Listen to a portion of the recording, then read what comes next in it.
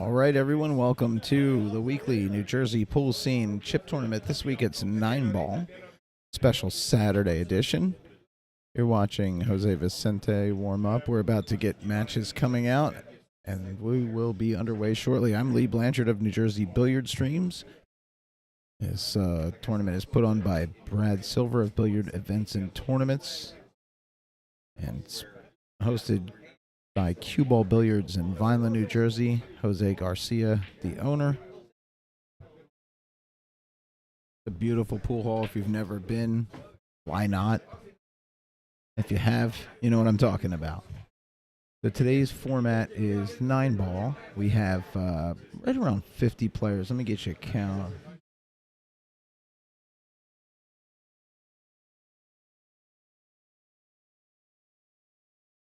Yeah, maybe like 52, 54. I'll get you an official count.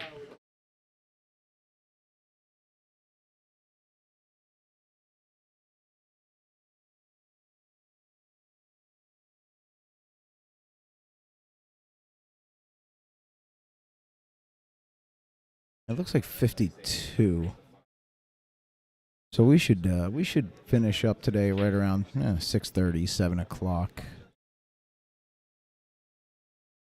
Dave Connelly going to start on table 1.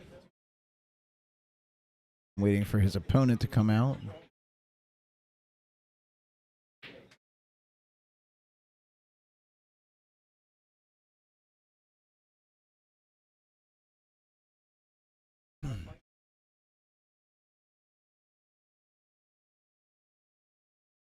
While we wait to get running here, if you want to support the stream, you can like our YouTube channel. Also, there are sponsorship opportunities. Have your ad up on the screen like you see right now. And there's also a tip jar, Venmo at Lee-Blanchard-1 if you watch all the time and enjoy. Stream is free to watch. It's supported by tips and sponsors. And our first match is coming out. It's Dave Connelly versus Joey Perez. Dave with 5 out of 5 chips. Joey with 10 out of 10.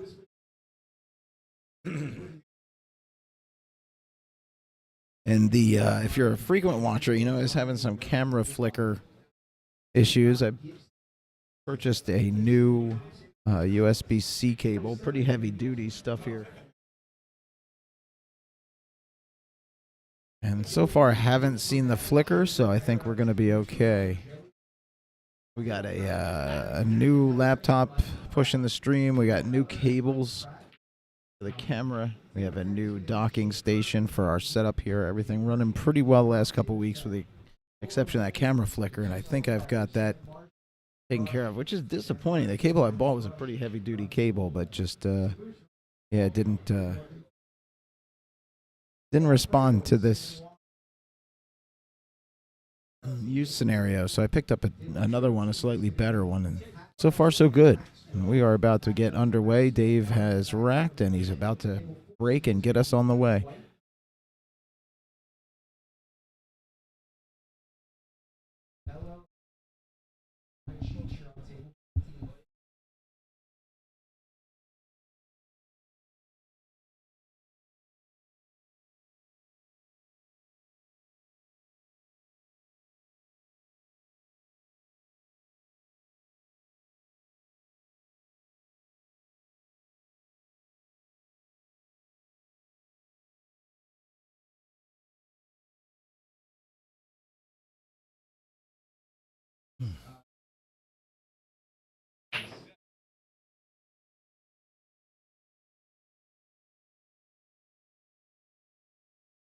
We are underway.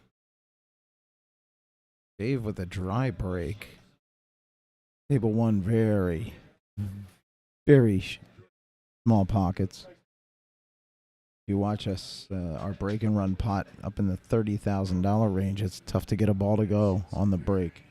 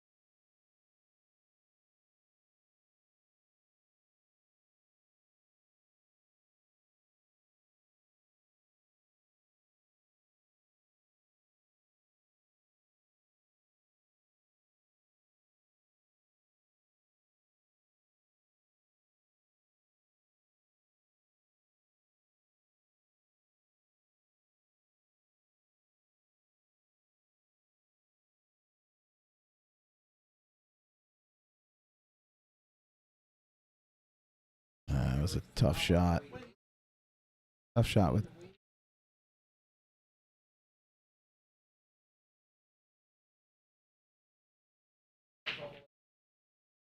All right, Joey Perez on the 3. That one undercut.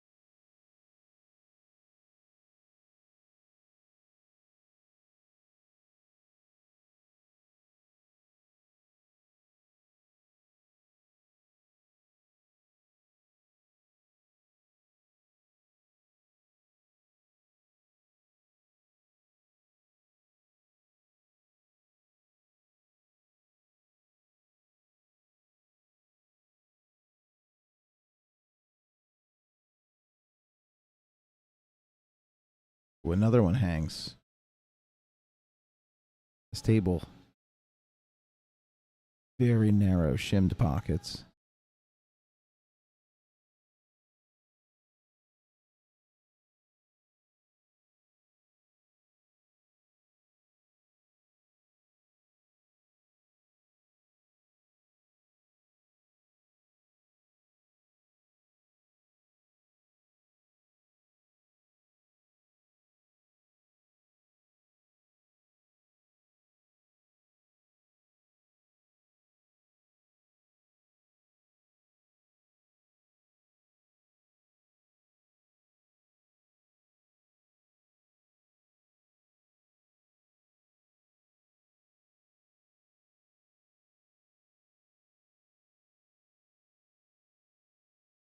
And Joey Perez defeats Dave Connelly.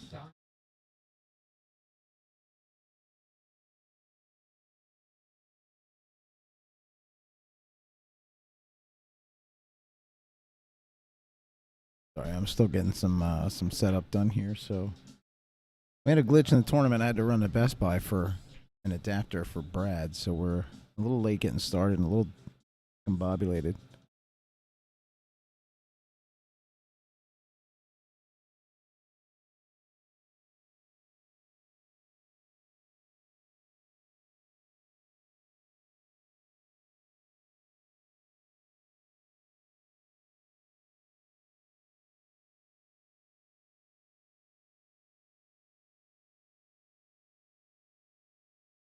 All right, Tim Gould is going to be Joey's next opponent. Tim, this is his first match. 6 of 6 chips.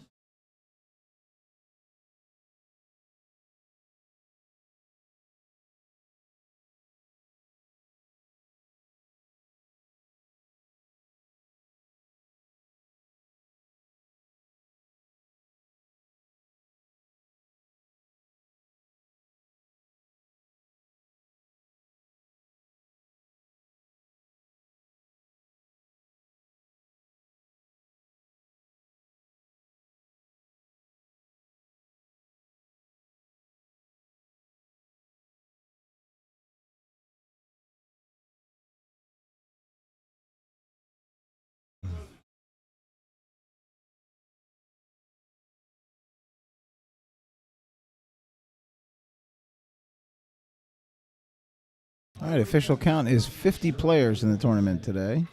Joey Perez wins the lag. He's going to break this rack.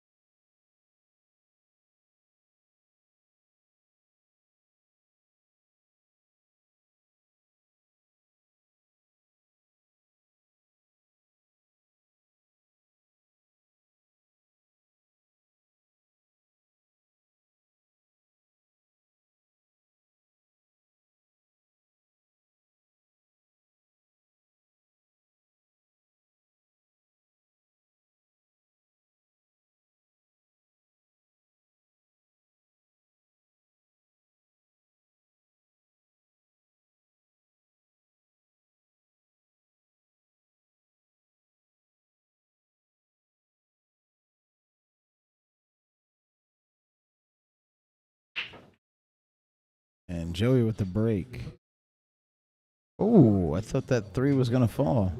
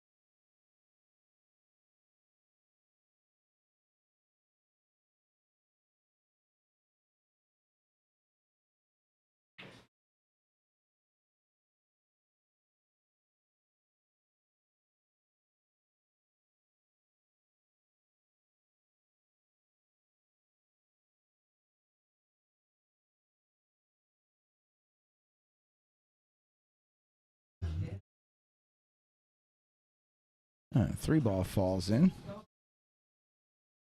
Looks like Joey's got to look at that too.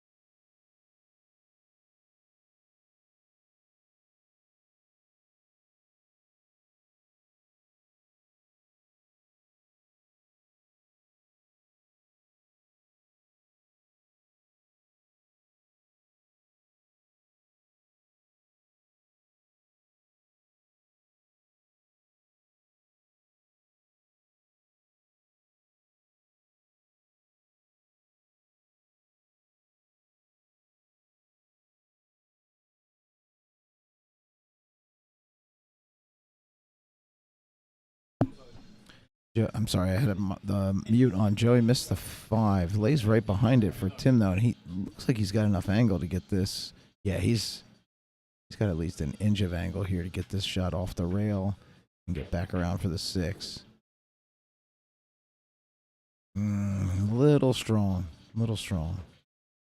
I'd have probably wanted to leave that short, if anything. Give myself more pockets.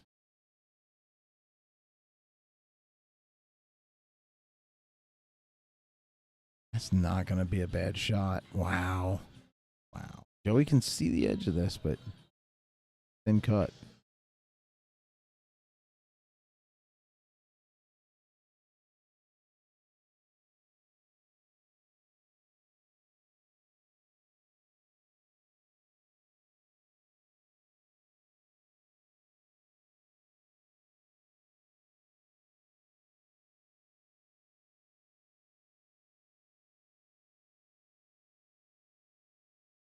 All right, so back to Tim on the 6.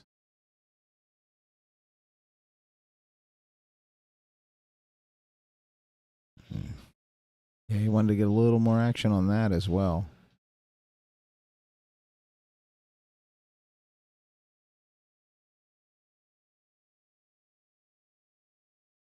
Yeah, he's going to put a little outside spin on this. Oh, that was so close. That's a good leave, though. He'd have had the 8. Would have been a thin cut, but he would have had the 8. A tough shot for Joey.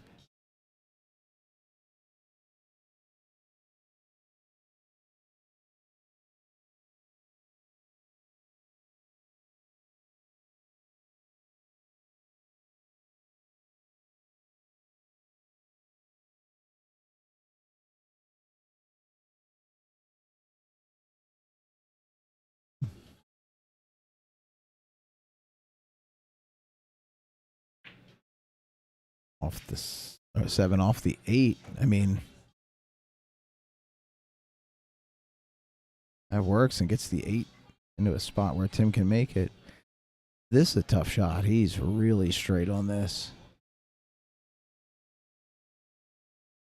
If he just tries to draw this back up. Oh, look at this. Wow, that slowed down quicker than I thought. I thought he was going to have that.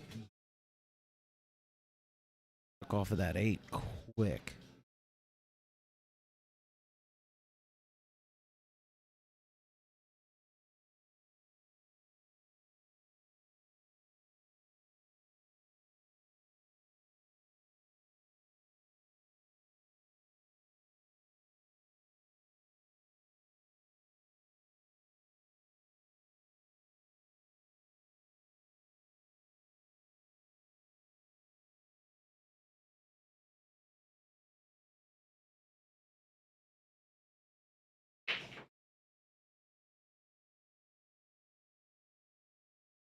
And Tim going to try and bank this 9.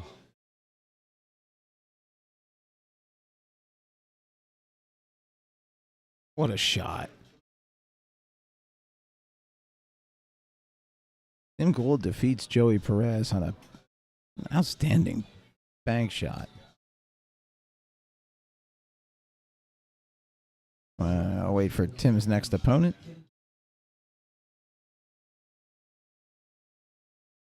Going to be Chris Trevor. Chris looks to be on 5 of 6 chips.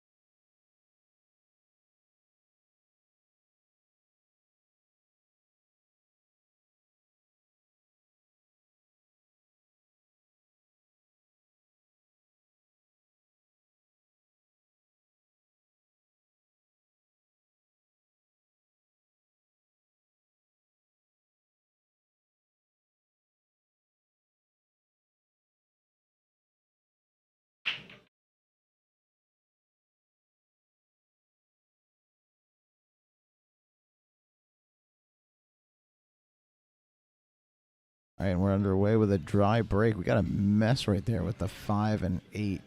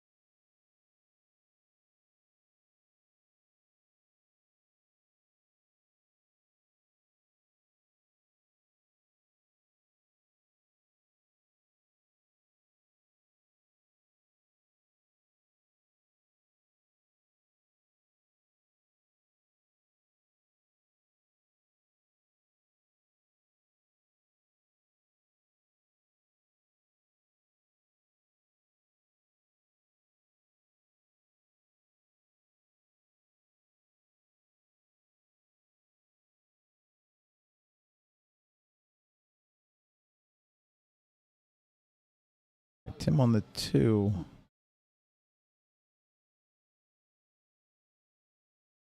Oh. If he could have missed that pocket, he would have had a pretty good safe, but Chris Trevor with ball in hand now.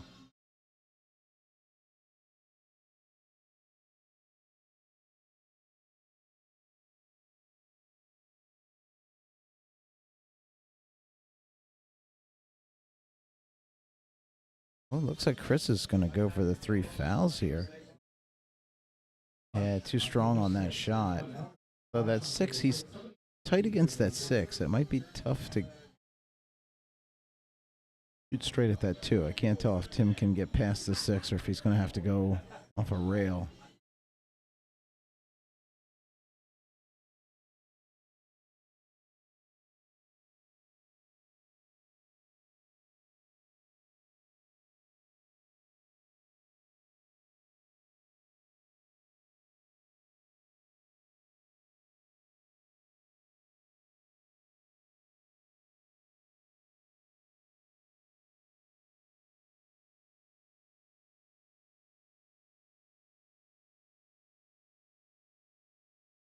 Chris with a nice bank on the 2.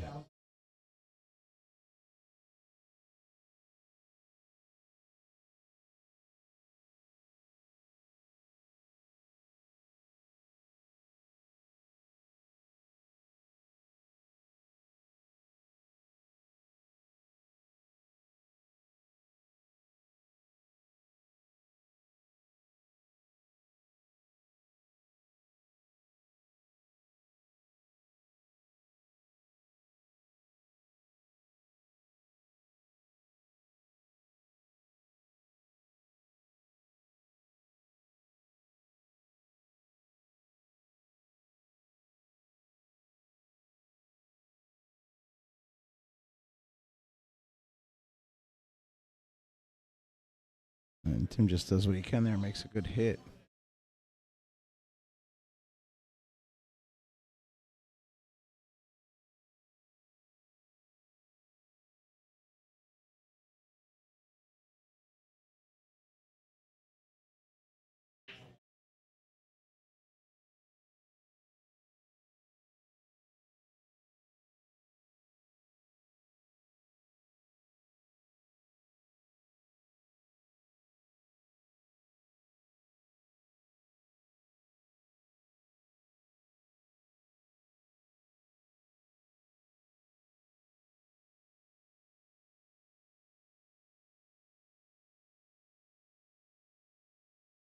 Tim back on the 3. He's locked up pretty good behind this 7 here, but I think one rail, a little bit of left English might be able to get him there. What a shot. Good hit, though. Didn't make the shot, but a good hit.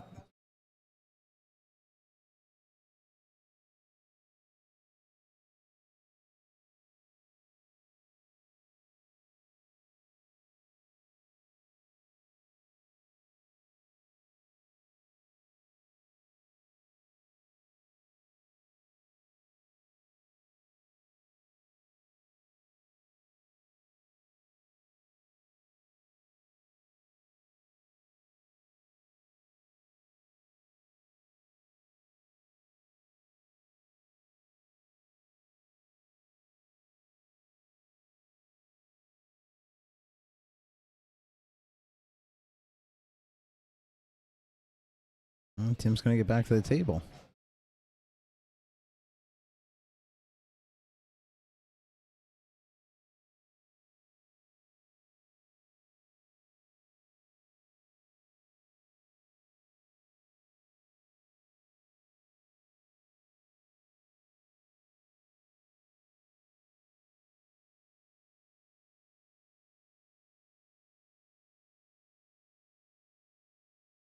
Good hit.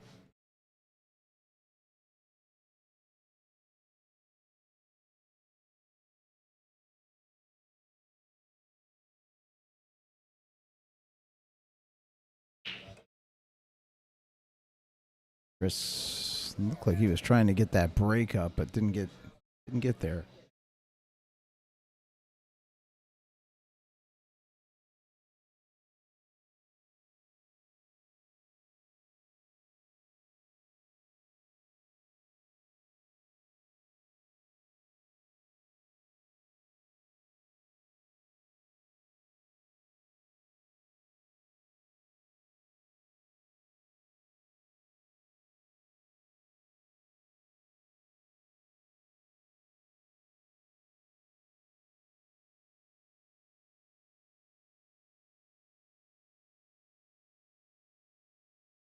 that one creeps out on him. This is an opportunity here for Tim to be able to make this 7. Oh, it's a little bit of a stretch.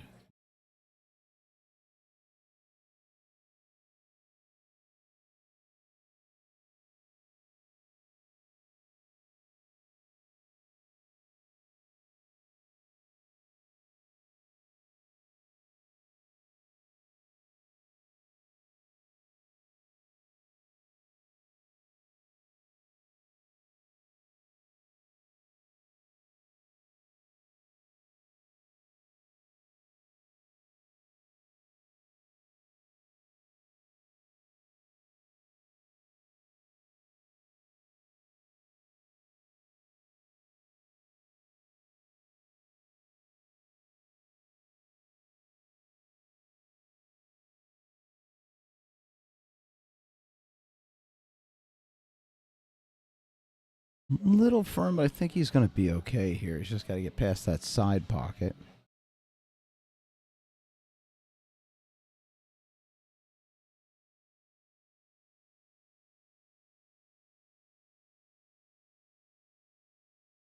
Yeah, he tried to put that away from the rail. Put some outside on it. Send it in, but just a little too much angle off the rail. There's Trevor with a chance to steal this rack. He does. Chris Trevor defeats Tim Gold. We'll have Chris's next opponent coming right up.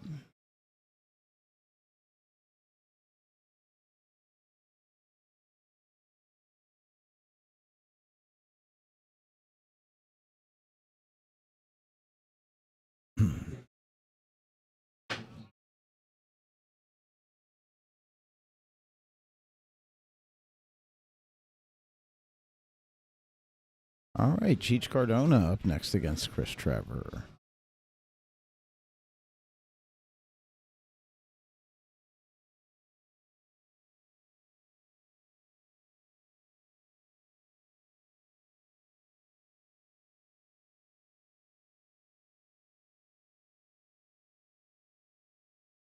Chich on 7 of 8 chips.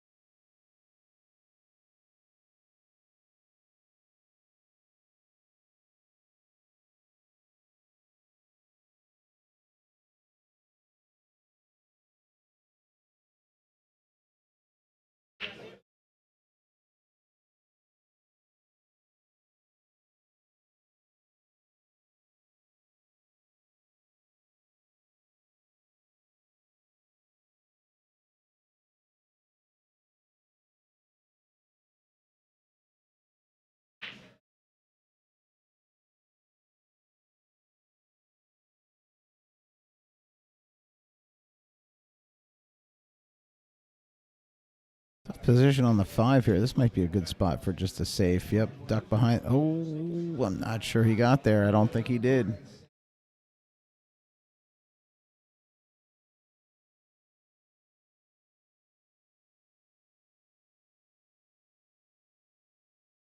That 6 might be slightly in the way of the pocket. I don't think so, though. I think Chris can see it. Oh, wow. Maybe he couldn't. So he goes for the side. Doesn't get there, but might have been a fortunate bump off the 8.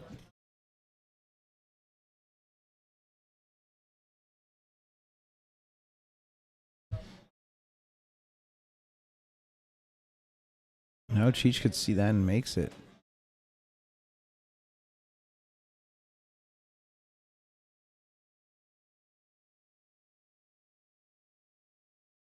Fires that 6 ball in.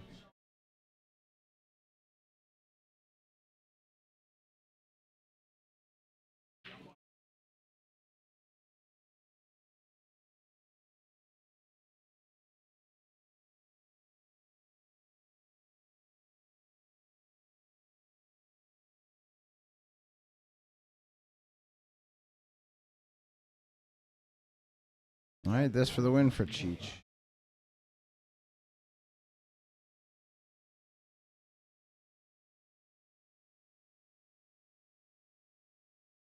And Chich Cardona defeats Chris Trevor. I'll have his next opponent coming right up.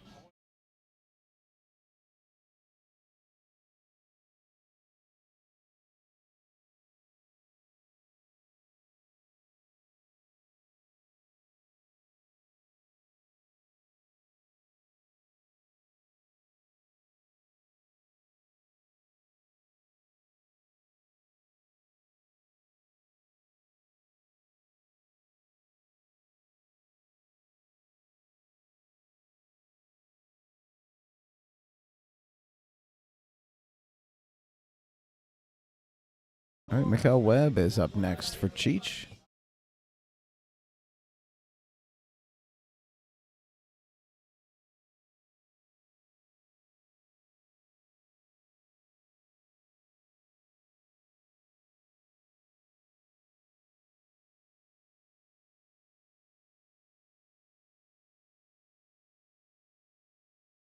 Four of 6.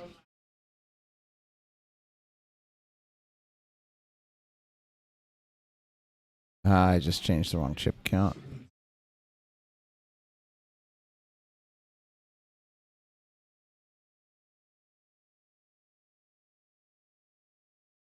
Cheech is on 7 of 8. Let me fix that.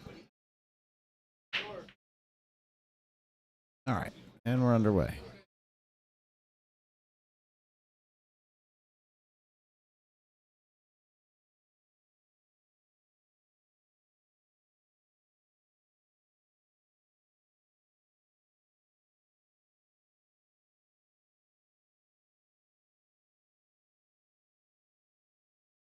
And I got to change the spelling of Michael's name.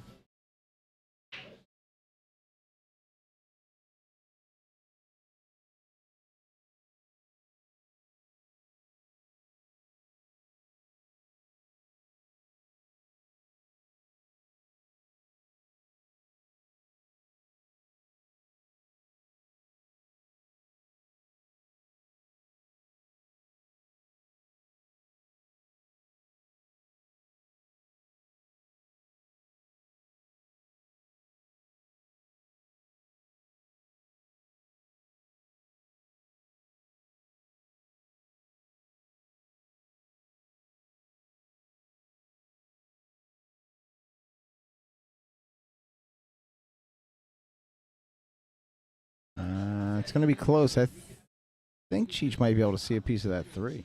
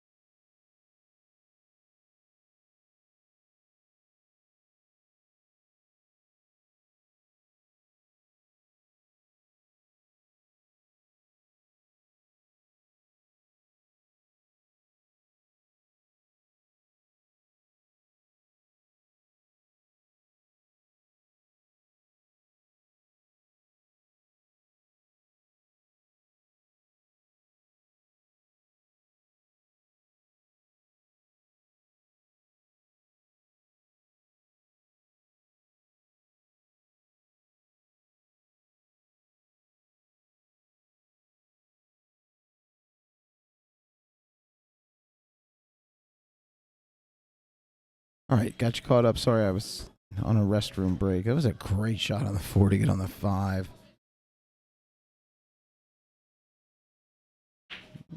Play this off the 6. I mean, off the 7. Yep. That's him up for the 7. He's going to have to put some low right on this. Wow, that's unfortunate because he had a makeable shot on the 9. He poked that one a little bit, hurried it a little bit.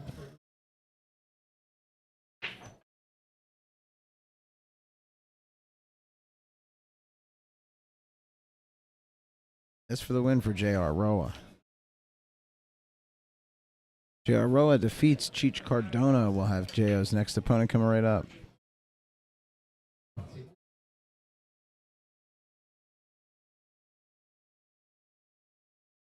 All right, Jose Alfredo is going to be J.R.'s next opponent.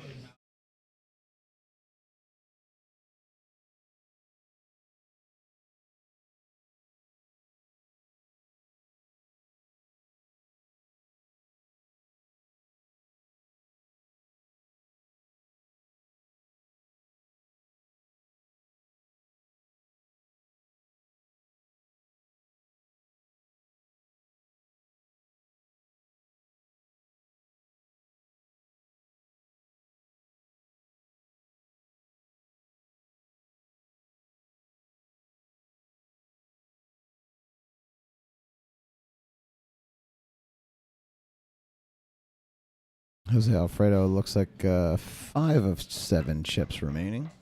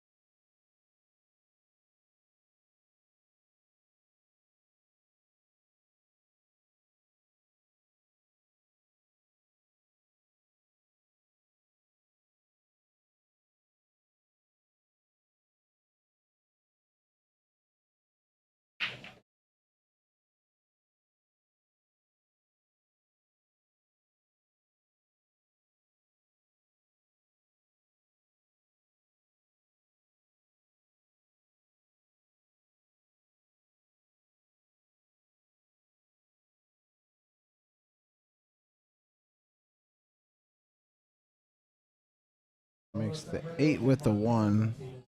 Also made the 3 on the break.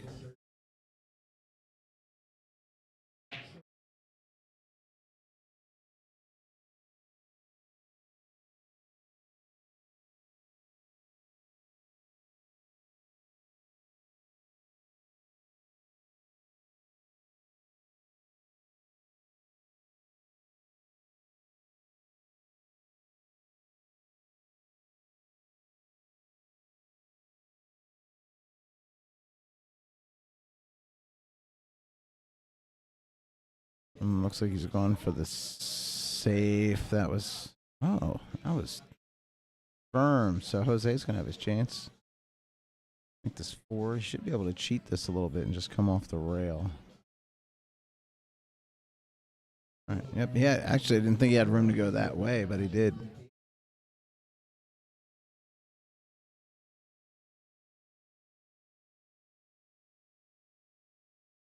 Got a little close to his work on that one.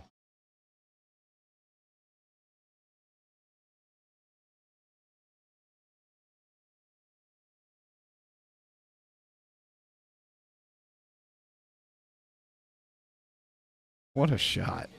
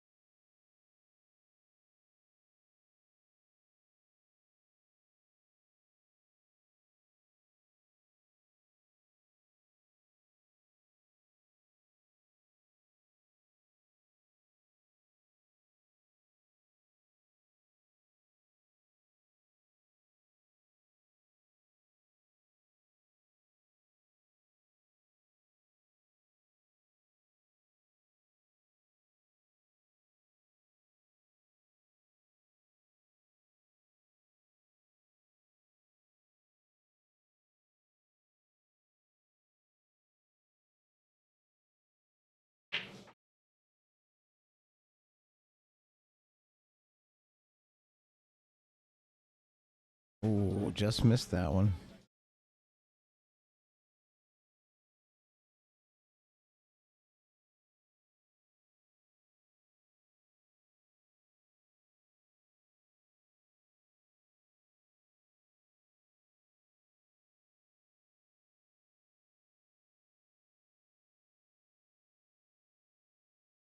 JR makes the 7. He's got good position here on the 9. This for the win for JR Roa.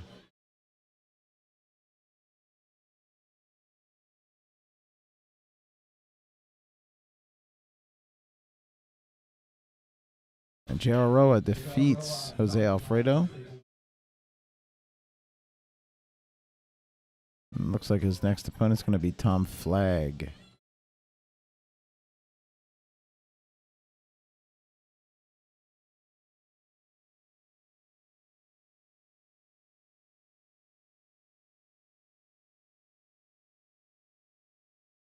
Tom on. We have 5 chips.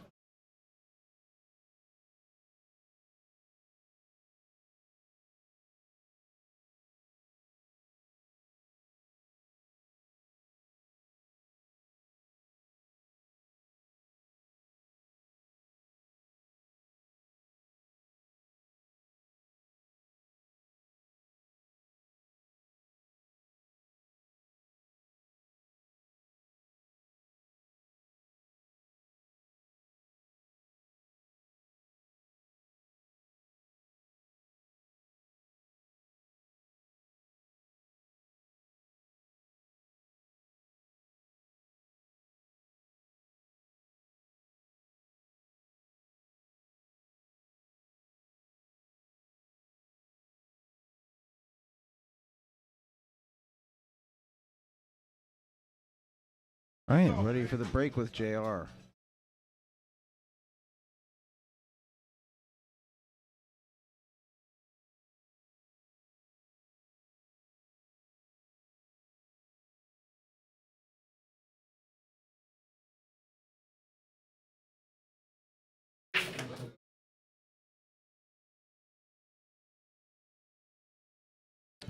JR scratches on the break. Nothing falls. But Tom Flagg, ball in hand.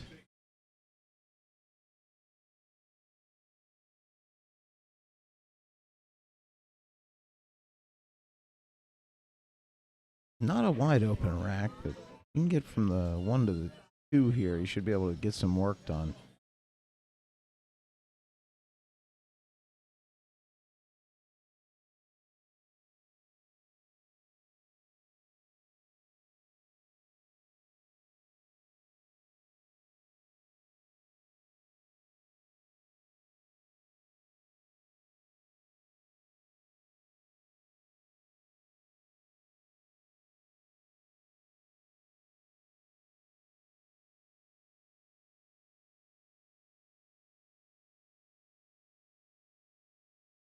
Misses the 2, but I think that 8's in the way for JR.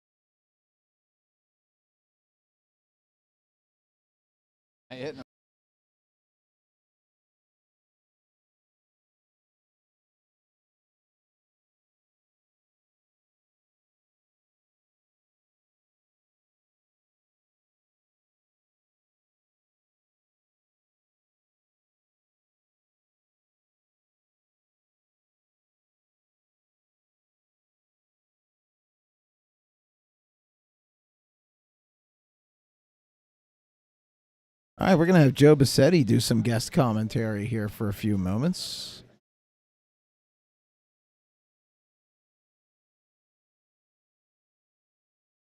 Mic on? All right. Good afternoon, everybody. This is Joe Bassetti from Pool Players Care, giving Lee Blanchard a little break. I'm going to comment on some of the table layouts for you. We got Tom Flag, J.R. Roa.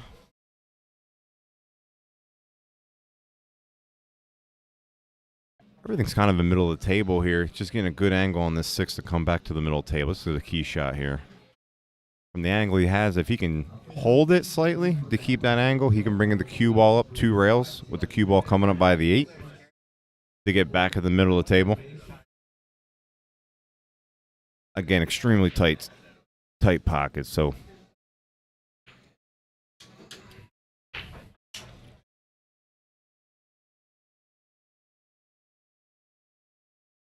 a lot of angle here. The cut in the left pocket. Here you wouldn't want to run a lot of, you just want to run this with some high because you want it to shorten up a hair on that long rail.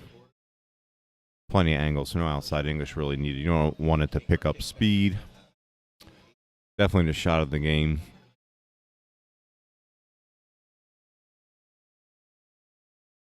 Yeah, definitely higher probability playing safe there as long as the 6 stays tight.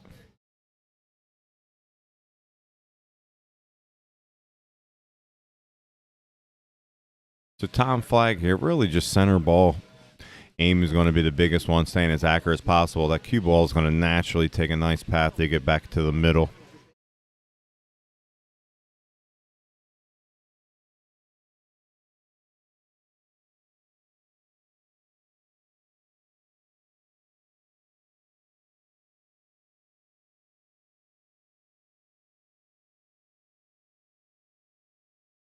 So JR is going to have to check this off the rail with high with a touch of left-hand English. He wants to come back to the middle. Again, I can't really tell how thin this cut is from looking at the camera, but a touch of left will actually kill it a little bit to slow it back down. Going down and back, yeah, he stroked all the way through it. It's a good shot.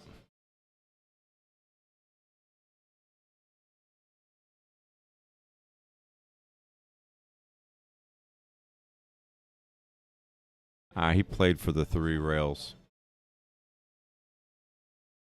So here you want to be careful. A lot of people want to throw out a lot of left on this, but it's harder to manage.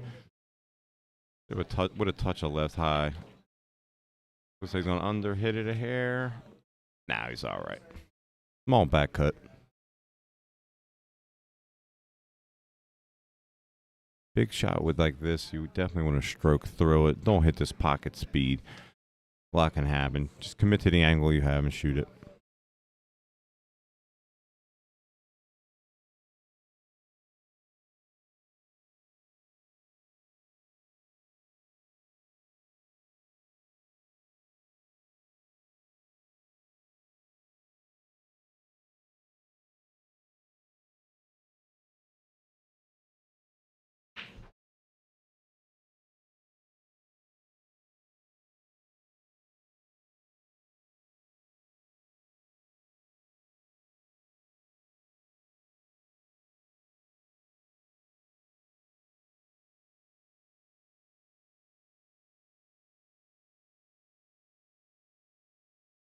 I can't tell if he's corner hooked. If he is, yeah, that's terrible luck.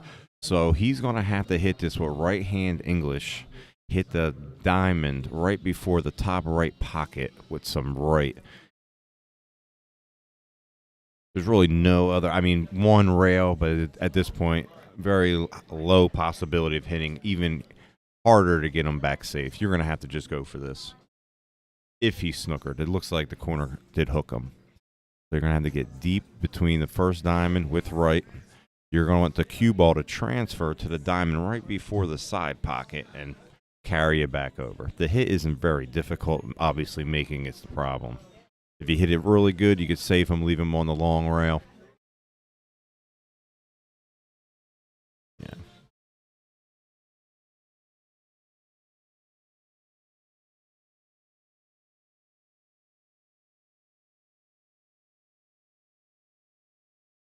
Like it?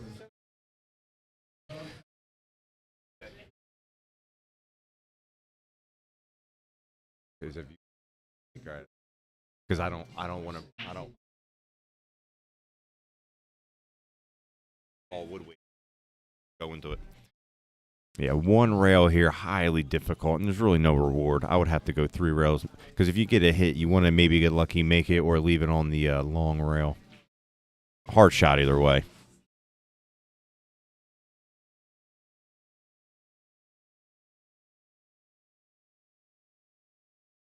He might not even be able to get it to that diamond before the top right pocket. I don't know how bad he's hooked here.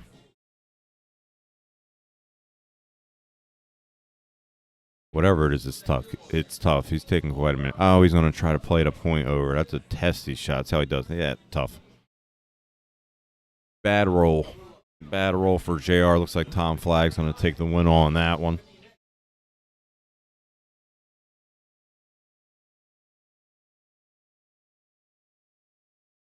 We got a really nice matchup coming here. Tom Flagg versus Mark Vecchio. Mark Vecchio lives in the top 4. And Tom Flagg is definitely a very good player. So you're going to be in for a good one here.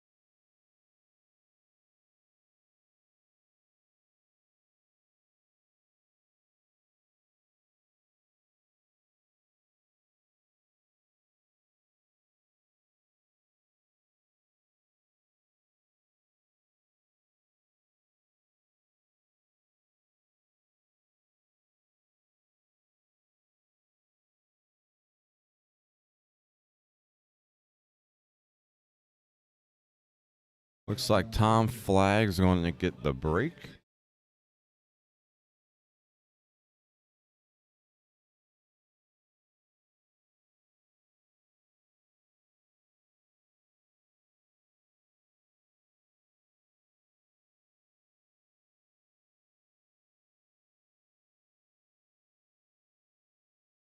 One thing about playing on a table this tight, you really have to rely on a very fluid, clean stroke to allow the ball to kind of gain momentum into the pocket.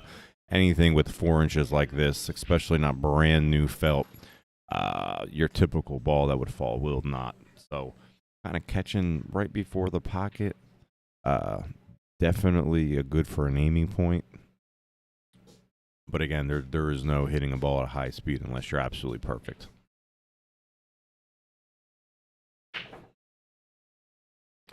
All right, so it looks like Tom's going to break dry, and you're going to see a push out by Mark. Where's a good one? The 2-9's kind of wired. This is a rough leave. Probably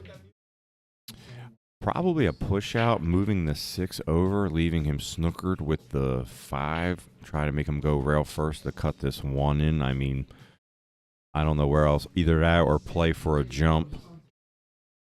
Yeah, it looks like he might just rock into this 5, play for him to do a 1 rail kick. Yeah, that's exactly what he played here. And he tied up the 6 ball.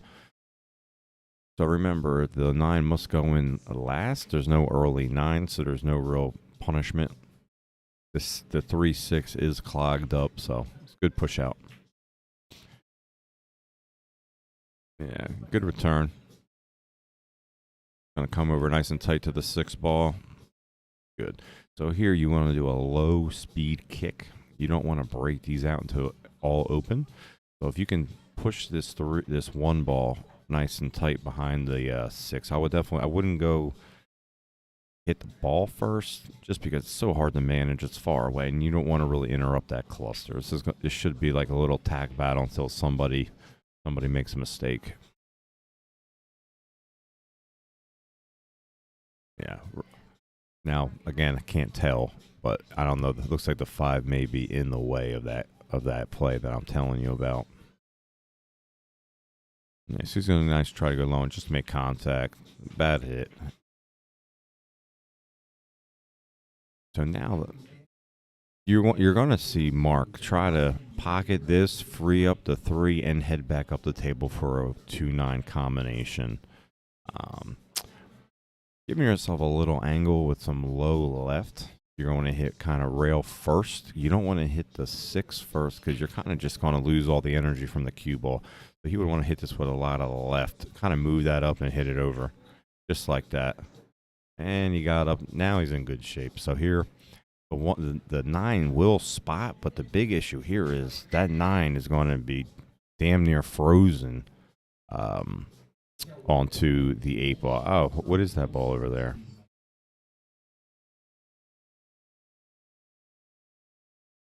That was the 4 ball. Well, it looks like the 4 ball's still on.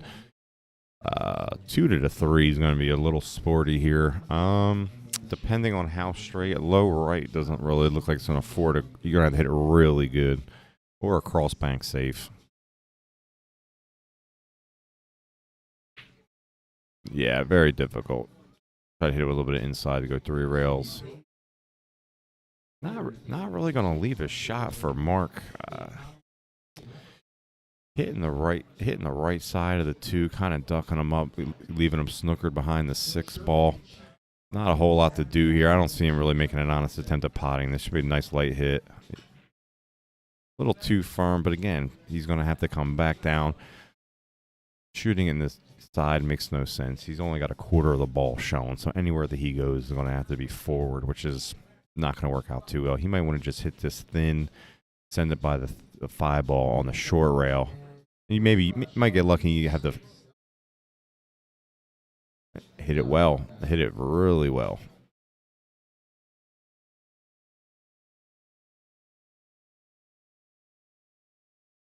Tie ball, come back up for the 4-9. Again, though, when that 9 does spot, you're going to see how difficult this 8-9 gets.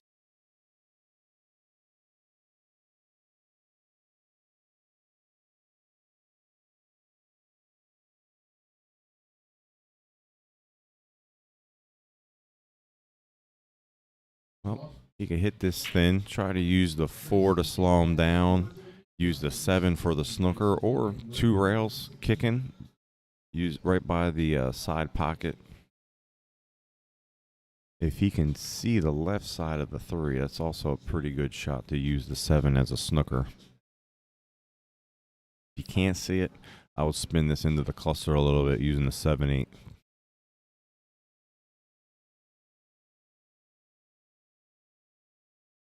Yeah, it's going to use the 7-8. Good shot. Very good shot. Now, 1 rail, you want to hit this 3 ball, and you're going to use that 4 as a blocker. Kind of touchy. Going above it with some right, super risky because you got 2 balls in close proximity. I think a really nice play here, 1 rail. You're going to kick up behind it, use the 4 as a blocker. Now you got a lot of options. Forcing a ball in hand, you can really address that problem, but I see this 8-9 being a little tight. I'm not sure how tight it's going to be, but it's going to be interesting. So you're going to see him go just high ball at like a really lower speed. Good hit. hair too hard for the snooker. If he hit it a little bit easier, you might have seen the 4-ball come into play. But still not a bad lead. He's got Mark tight to the rail. He's going to have to cross the side pocket. It's a 4-inch pocket. He gets this. This is definitely right now the toughest shot. If he gets this down, he should be in good shape. Yeah, just hit hair undercut. So now you got a good spot for Tom Flagg. He's kind of open. The combo's pretty routine. I'm really curious to see how this 9-ball dresses up back on the spot. Yeah, so he's got the angle. So he's going to hit this with high with a touch of right because you want the 4 and the Q to follow each other. So he's got enough angle to do that. Holding it there and the 4-ball spitting on the other side, I would rather go forward. Yeah, see, even if he did make it, leaving the 4 there would have been a big issue. Hitting that with some high, letting the 4 and the cue ball follow each other. Mark's still struggling to get started here, so it looks like the 8-9 spot is kind of over with now. 4 balls, the 6 ball's really in the way of a 1-rail kick. He just looks like he might try to move it down the rail a little bit, use the 7 as a blocker. Yeah. Good shot. So here with the ability of both players, now it's basically trading safes to see who's going to make a mistake first to run these out. Both players are more than capable of running this table wide open. That might be the mistake Mark was looking for, because from here he's got one shot after that. Everything else is kind of plays into each other. Just got to get this ball down. Tough shot.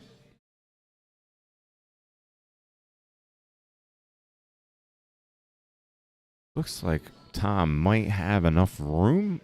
Just straight back. This here, stay down. Get a nice smooth pause. Nice follow through. Let it grab at a lower pace. All right, got a little rub on the 7. Now he's kind of in the middle of nowhere. He can back cut this. Cutting in the corner is a little difficult. He's going to have to hit it really good.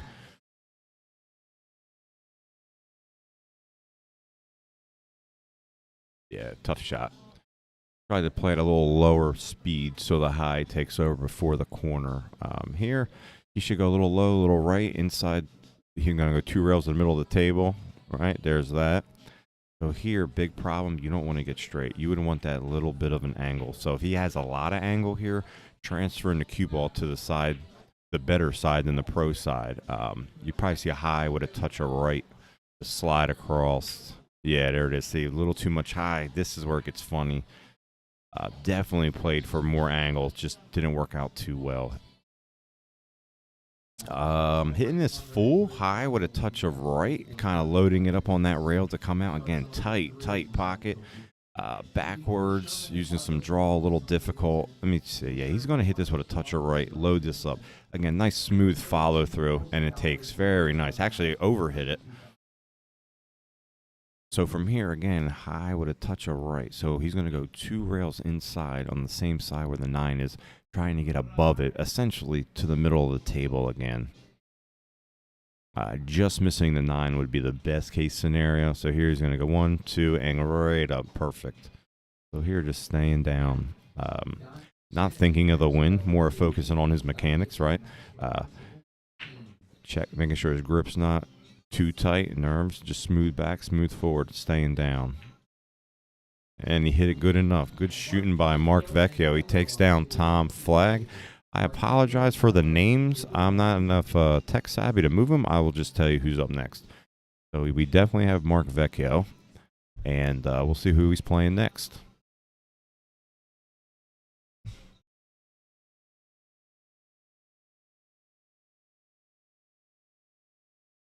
Hope everybody's enjoying their Saturday. It's 80 degrees out, but there ain't no better place to be than QBall, watching some pool, rain or shine.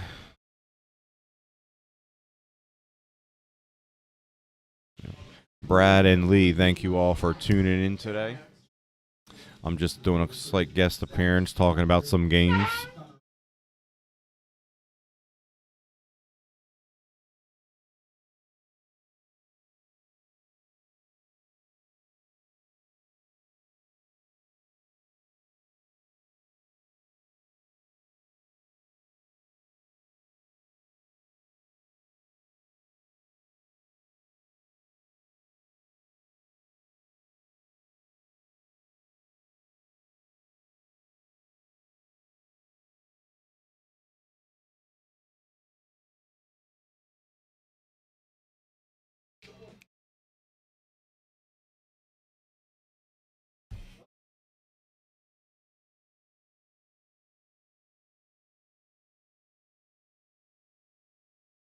You can disregard the names and the chip counts for right now. I'm not too sure how to update that. I'm giving Blanchard a little break. I'll just tell you who they are.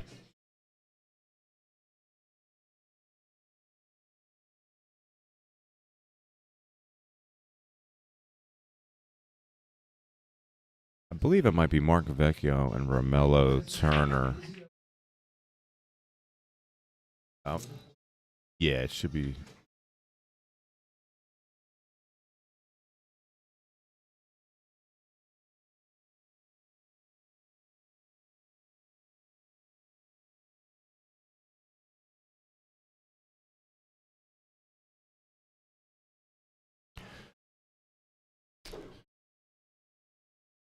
All right, so after the break here, again, the 4-ball traveled and kind of met up with the 9-ball again. I don't see an issue with slight cut. Starting here is a little difficult. Looks like the 7 impedes the path into the corner. There's really no reward of cutting this into the side. It's going to go absolutely 100 miles an hour around. Let's look at safety options. He could hit this thin, kind of interrupt the 4-9 a little bit, kind of get on the other side. He looks like he's going to bring some pace. He might be cutting this in the corner. Yeah, so that shot right there, a little bit slower to kind of get in there. It worked out. He's playing Romelo Turner. Romelo definitely improved. You're going to see some killer mechanics. He's been working with Scott Freeman, super accomplished player. Romelo's definitely going to be a force to be reckoned with in the very near future. Mechanics, super smooth, stays down, gets through the ball well. With some more time and experience, you're definitely going to see Romelo turn into a good player.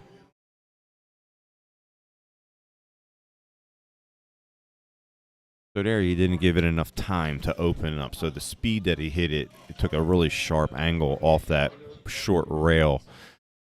So let's see Mark's game plan. He's going to roll this up, kind of get straight on the 2-ball. After the cut, you would definitely want to keep the cue ball on the left side for a couple of reasons. You want to make the 9, but you also want the cue ball to come back up to shoot the 4-ball in the pocket that it's closest to after potting the 9. It looks like he might be trying to, where he's at, he's making it pretty straight. He's probably going to want to draw this back, play this 2 straight into the corner, the side pocket. Yeah, so here he would want to stay pretty much towards the middle of the table because he can cut this, kind of kill the 4-ball, and the 1-ball start tracking up again. So basically, he would shoot the 9 in the corner, 4 same pocket, and work for an angle to come back up the table. Miscue there. He might get lucky. Yeah, that's a good roll. He miscued, but he landed where he wanted to be.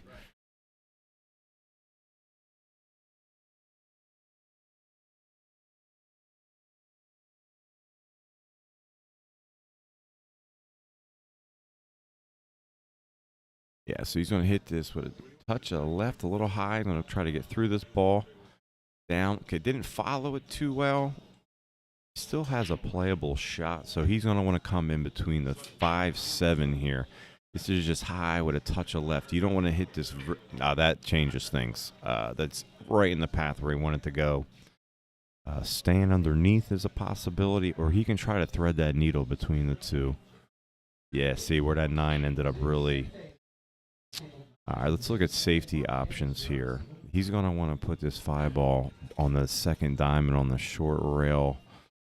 He can bank it across to there, leaving the cue ball back here. Yeah.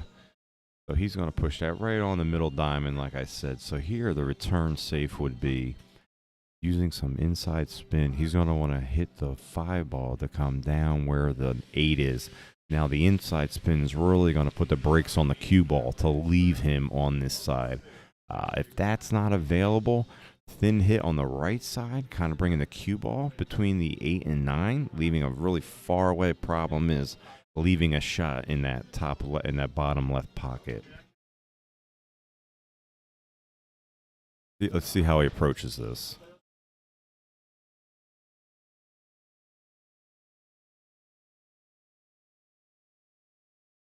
So yeah, he went thin again. Here's the problem with that. Like I said, unless you get a snooker here, you're gonna afford a shot.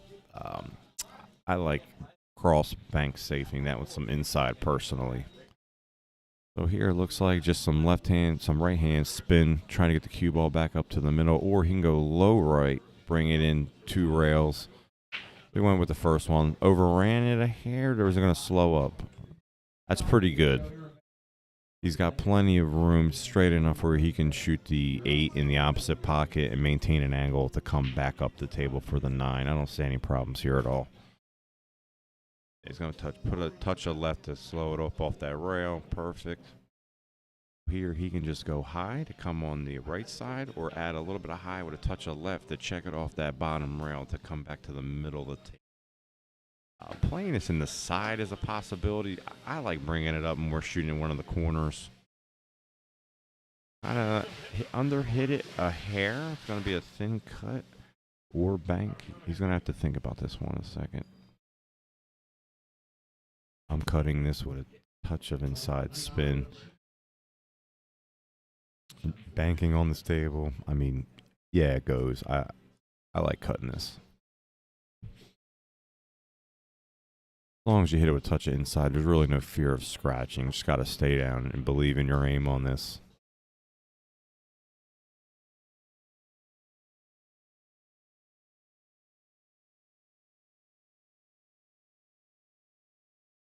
It looks like he's going low, maybe for a bank.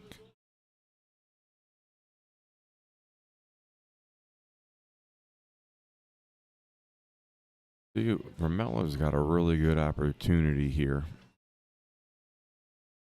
Shot like this, you don't want to roll this slow. You don't want to kill it. You just want to commit to it, right? You're going to just go slightly below center here, find your spot, hold it, and you're going to see good mechanics here, right? You want to feel the stroke that you want to use. Pause in the front, beautiful, straight through. Very nicely hit. Good job, Romelo. All right, so Romelo gets an upset win there, playing Mark Vecchio. That's a big win. Let's see who Romelo has up next.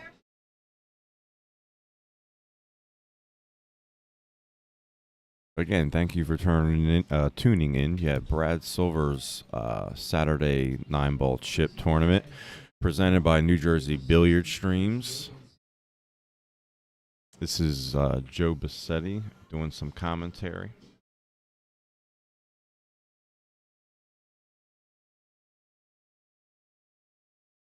Looks like you got Bruce, Brush, and Romelo.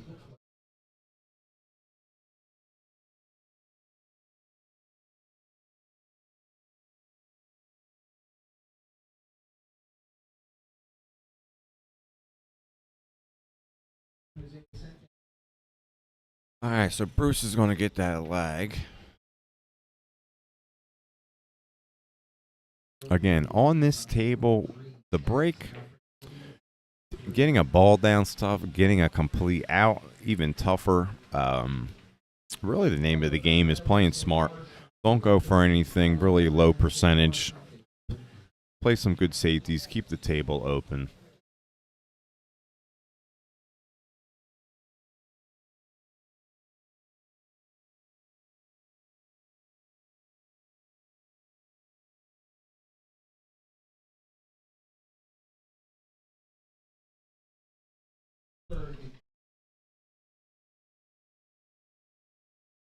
Again, disregard the name and how many chips they get for right now. I don't know how to update that. They have a pretty close matchup here. I would give Romelo a slight edge. Definitely mechanically. Like I said, Romelo's coming on a long way. Really staying disciplined. Not too familiar with Bruce.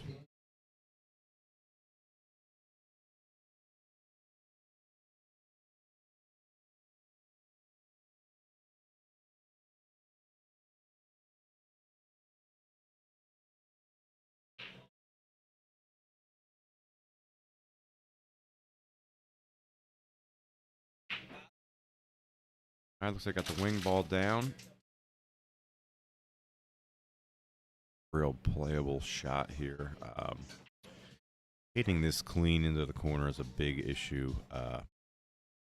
Would hit this thin, try to bring it back with this cluster of the 8-9-3. Not terribly difficult. He can send the one up the table, kind of track that cue ball back to the short rail.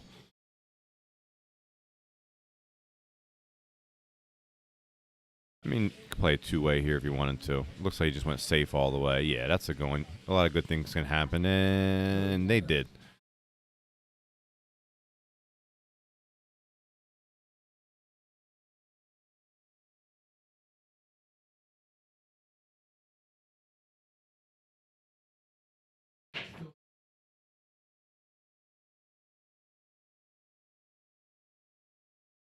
Absolutely. Good hit. One of them situations where, like, if you leave a shot, always better than ball in hand. Definitely landed on a tough side. So where the 3 ball is, making the 2 on the side, the speed that you're going to have to hit it, really low percentage to get back here. So I would definitely take an honest attempt at the 1. Depending where I land, looks like he might be back cutting this. Yeah, even tougher. Gonna get away with it though. Accidental snooker.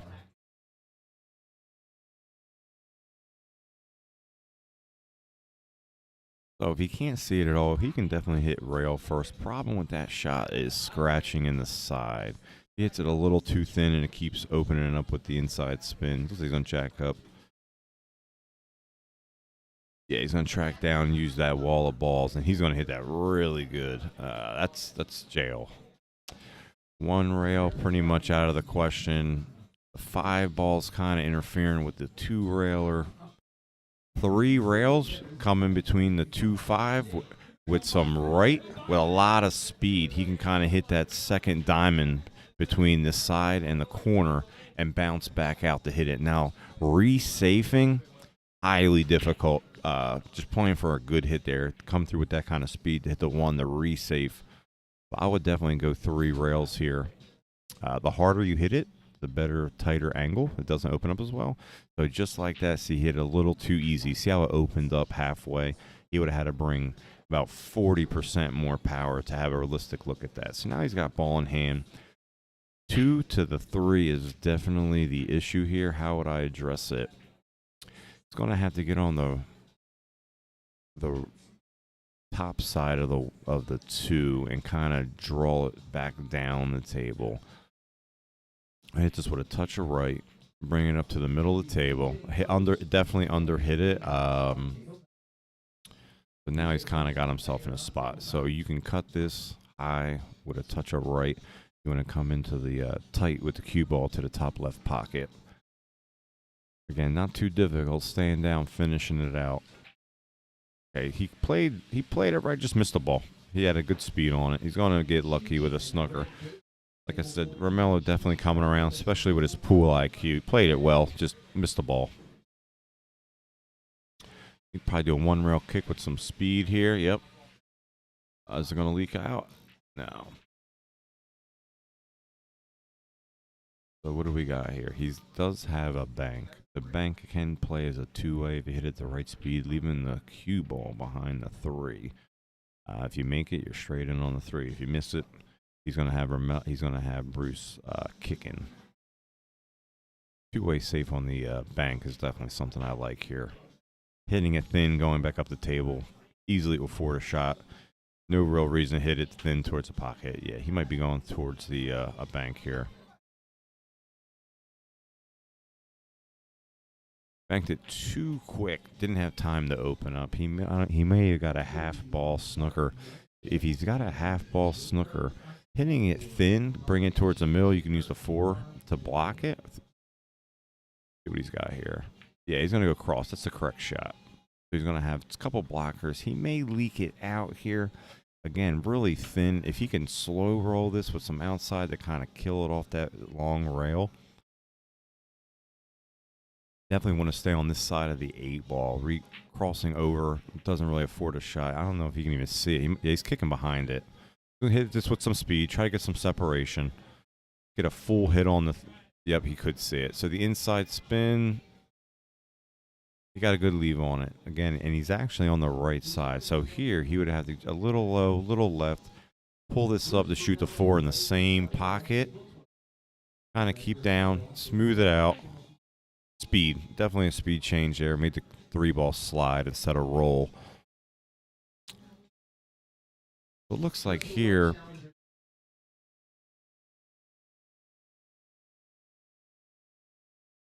so if he has a slight angle going to left, a little low at a little bit of left, kind of stunning this back up the table and bringing a little bit of speed. Yeah, a lot of movement there.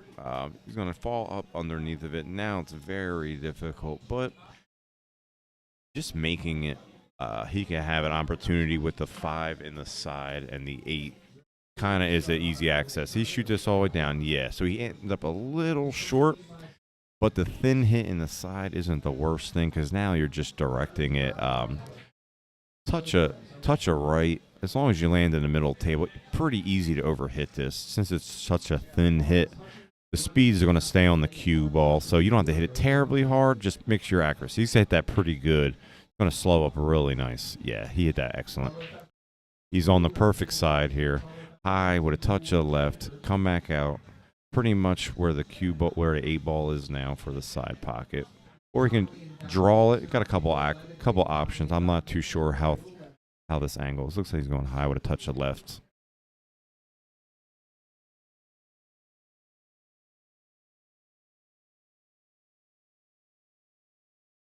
A lot of movement. Bruce is going to have to really keep that under control. That kind of movement, he's going to have a lot of mishits on the cue. Big favorite, obviously, to make this 9. Just got to do a slight cut on it.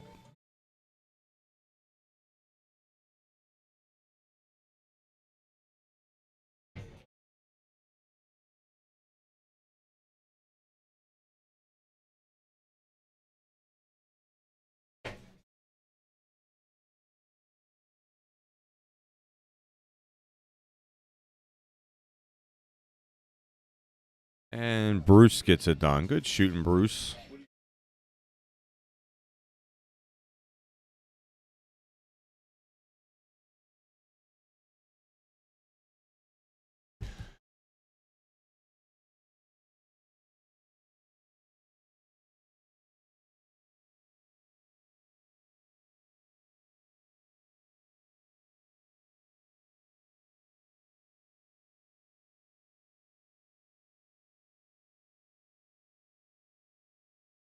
All right, we got Ruben Zapata versus Bruce. Ruben, definitely a hard competitor. We'll see how it works out after the break.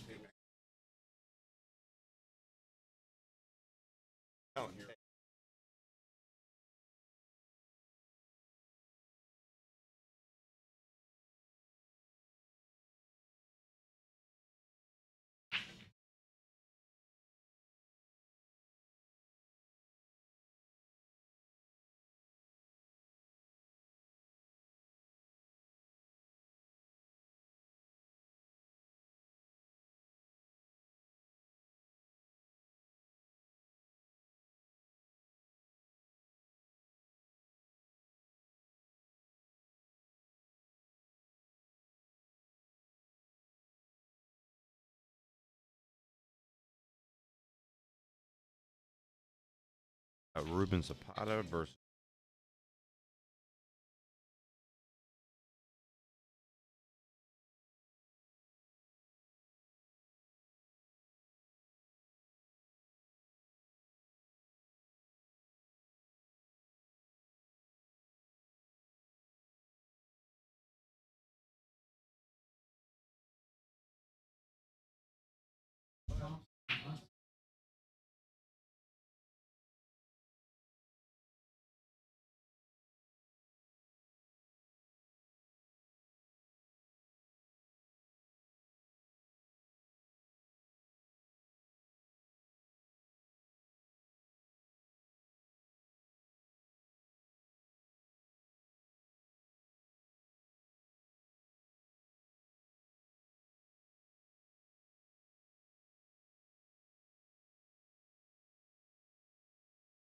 So the biggest shot here, 3 to the 4. I probably would play the 3 in a position to play safe. So I would dip underneath the 7, play a stop shot to bank the 4 up the table.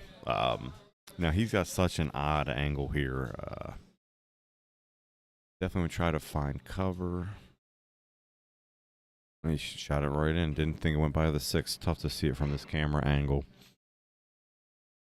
So here, obviously, he's too straight. He's not going to be able to interfere with this 4 and 9. So I would definitely play the cue ball all the way for the next shot to be a safe. So I would definitely try to stay underneath of this, just rolling it down.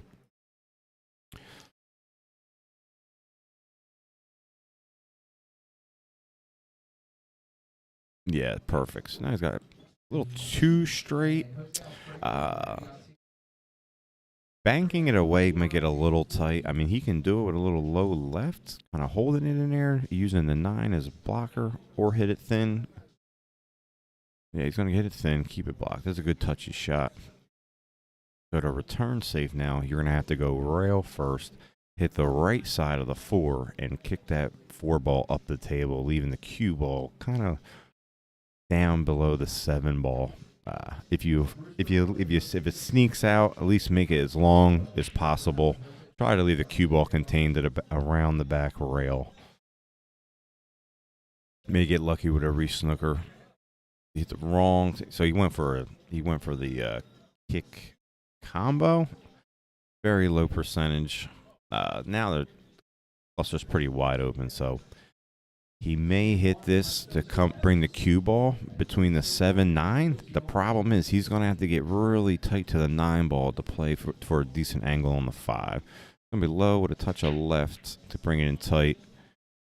Yeah, it came in too wide. Even if he were to make that, he'd have to come up with a really nice shot to get back in line. So here, low left, nice and smooth. He wants that cue ball to grip the felt sooner than later to hold on top of the 5. Half as hard as you think. Just really exaggerate the follow through. Came up really nice. Now he's got a great angle. He can come back up with some low left to play the 6 in the bottom right corner. Biggest issue here is with such a tight pocket, looking at how much room you have to get by the 9, because you also have to play shape for the 8.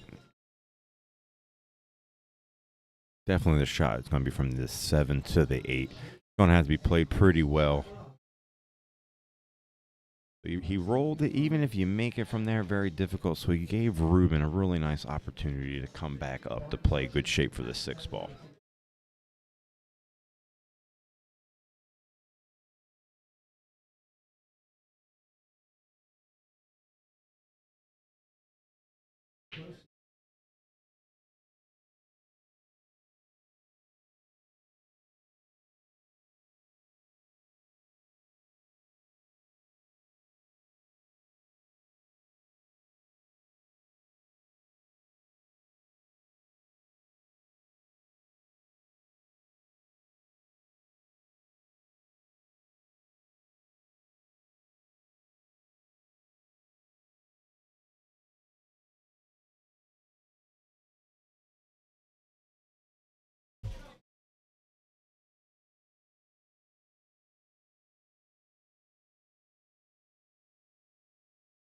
Yeah, definitely takes a little bit more thought than you think, because getting it in, the pocket's already 4 inches, so you might have just enough width for a ball to get in there.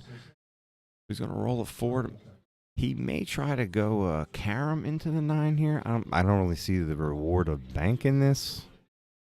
I mean, if you bank it into the bottom right, he's going to definitely make contact with the 8, and if he doesn't, he's really going away from the cue. Cut, yeah. See, it's really getting tough from there. Maybe it didn't go into the past the 9. I'm not too sure. Again, watching it on camera compared to me at the table. Here's a shot. You just got to make it. The 7 to 9 is a definite helper. Just hitting it high, trusting in your aim, making sure you don't move, follow straight through it. Yeah, hair too thick. A little bit thinner, he might have connected with the backside of the 9. So here, Bruce just has to make it.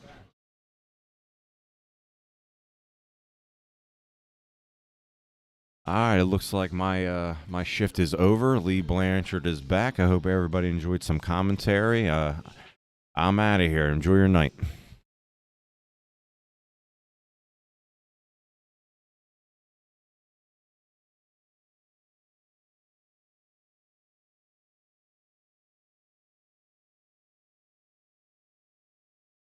Whatever I charge, I need double.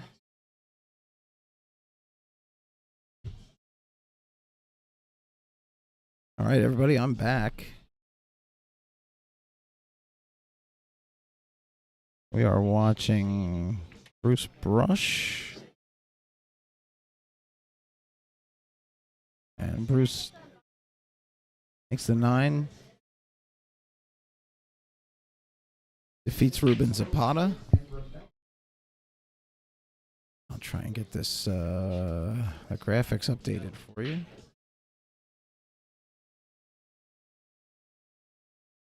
Bruce is on, looks like 5 of 8 chips. And his opponent's going to be Bryan.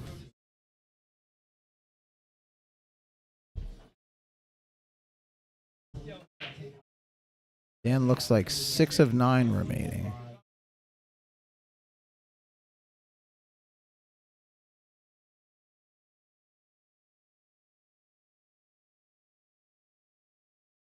All right.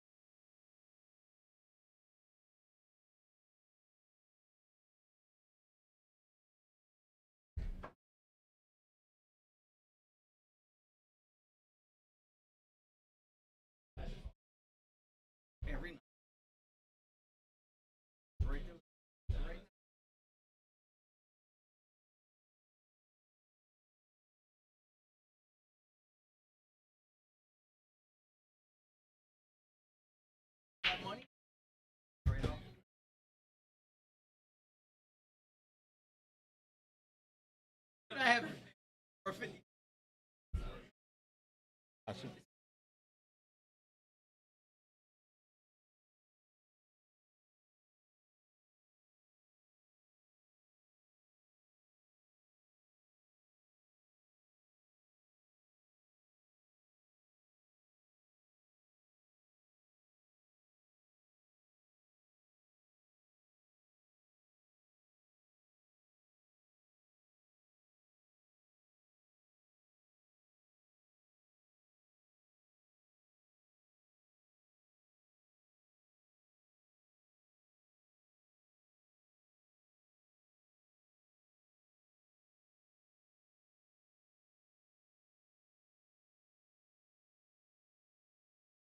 All right, back to Bruce. Got a pretty good angle here to get from 1 to 2.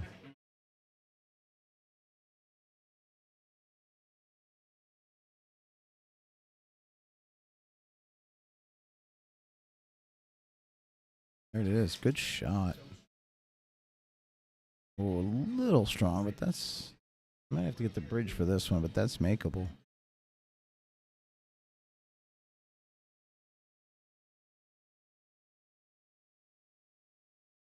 Maybe put a little top on this to slow it down coming off the rail. Hold for that 3.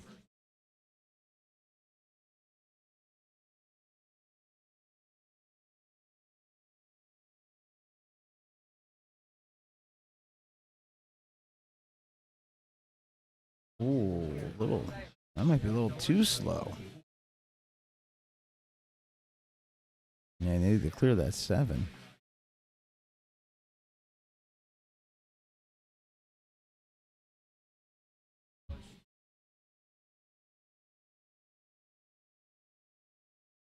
Contact, and he's going to have that 6 and 7, I think, in the way.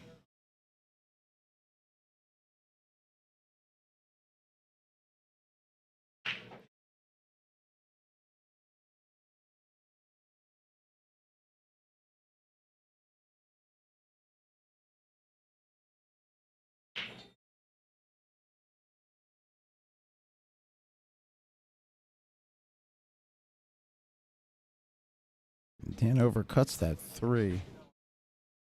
Not sure how much of that 6 was in the way.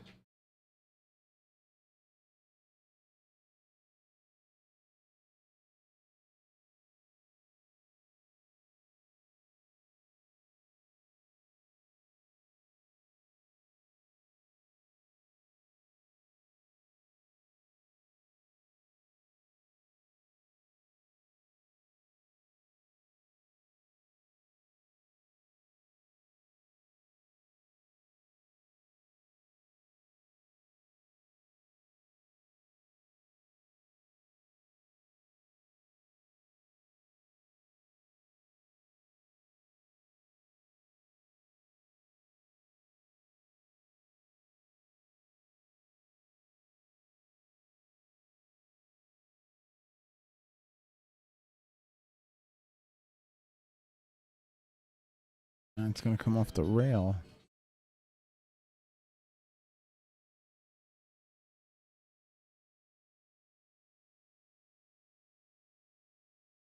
Oh, that's 7. The tough leave on the 5. You can play the bank, but you're going to leave yourself tough on the 6.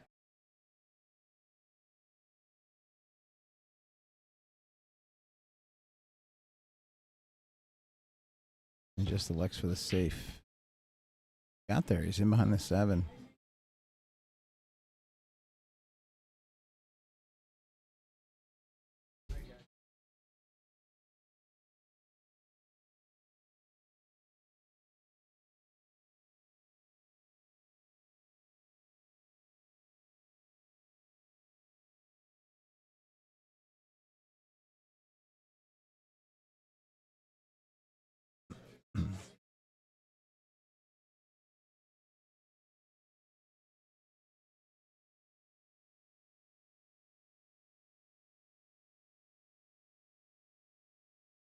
Looks like Dan might be trying to come 2 rails and get into the backside of this 5.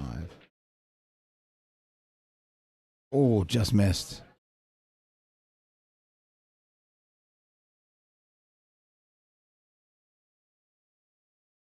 Bruce on the 5. Yeah, Kevin. It's got a little angle in this, too.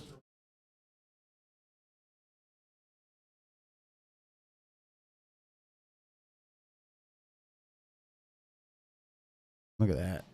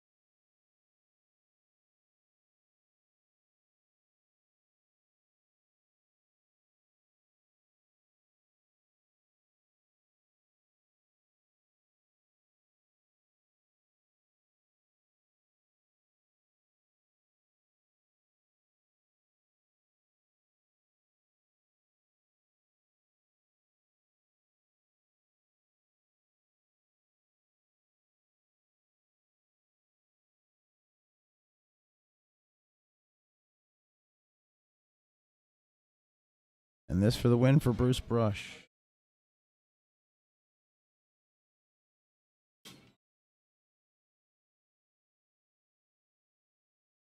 This one might need the bridge.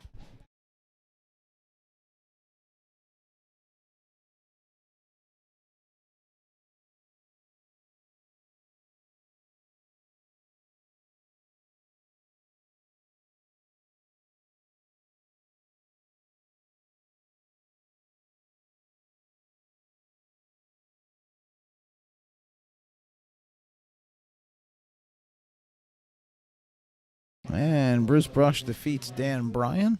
Have his next opponent coming right up. I'd like to thank a few of our sponsors here while we might have a short break here.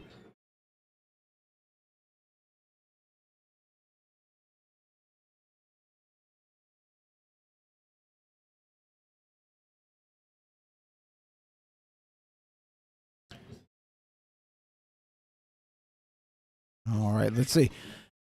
We've got Meta Solutions with offices located in Galloway and Freehold, New Jersey. They offer medical plans for all ages, prescription plans, dental and vision insurance, as well as life insurance and annuities. Text SAVE, SAVE, to 58524 for more information. JB Cases. You can build a custom case at jbcases.com, or you can shop their pre-configured options and still pick out your colors. It's jbcases.com, the best protection you can get for your cue. Pool Cue Kickback Giveaways is the place to go for cues, cases, and other accessories. While you're there, check out the sister group, Production Cue Kickback Giveaways. Sticks and Stones opened up in Brick, New Jersey, 34 Dorado Plaza. They've got 11. 1 second.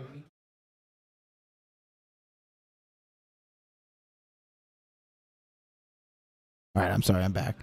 They've got 4 7-foot diamond tables, 2 8-foot diamond tables, and 11 9-foot diamond tables. And word is there's been a Bigfoot sighting in Brick, New Jersey. Stop in and check out the tables, get information on classes, rent a table, pick up some merchandise, and ask about the in-house leagues and tournaments that are starting up at Sticks and Stones Billiards in Brick, New Jersey. And Brad Silver, Sun Up Zero Down, finally got our approvals. We should be getting our install later this month or early next. If you're looking for solar, in my opinion, there's only one place to go, and that's Sun Up Zero Down. Get in touch with Brad at 609-457-7646 and give him the code STREAM25. And Nicole, the cleaning lady, serving Cumberland, Cape May, Atlantic Ocean, and Salem counties. Nice day like today. You don't want to be stuck cleaning. Get in touch with Nicole. Let her handle it. Free quotes, same-day flips, laundry service, and more. That's Nicole, the cleaning lady, 856-300-3885. Bruce Pomel is up next. Thanks to all of our sponsors. We'll shout them out again a little bit later. Bruce Pomel up next to play Bruce Brush.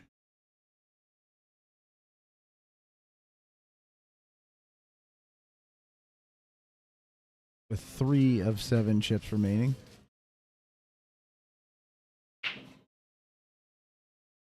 And the break.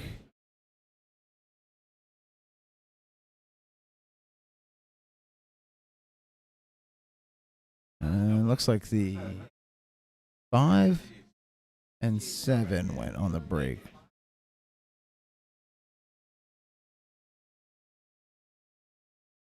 Gotta look at the 1, the 6 block in that side pocket.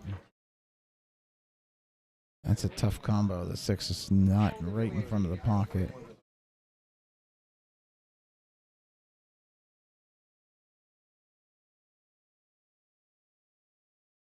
Bruce took a pretty long look at that combo. Still looking at it, man. That's tough, but he would have a shot on the 1 after that. One come off the rail, the QBall drift top right there.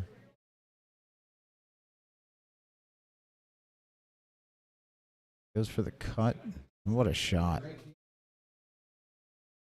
The 1, he's got himself on the 2.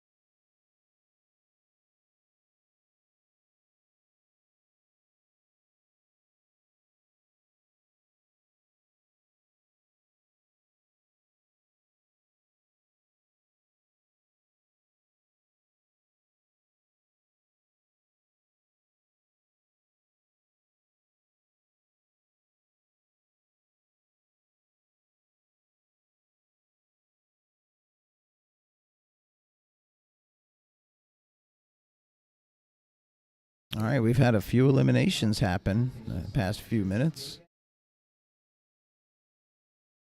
Michael Maxwell.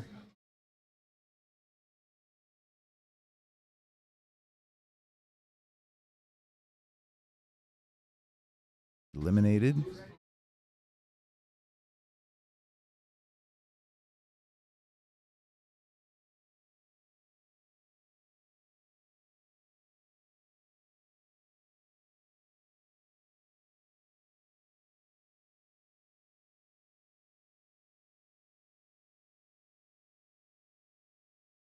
Ray Rossello eliminated.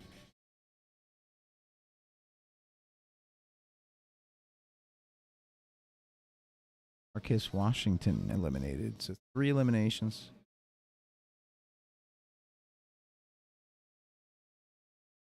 A few other people on 1 chip. So we're down to 47.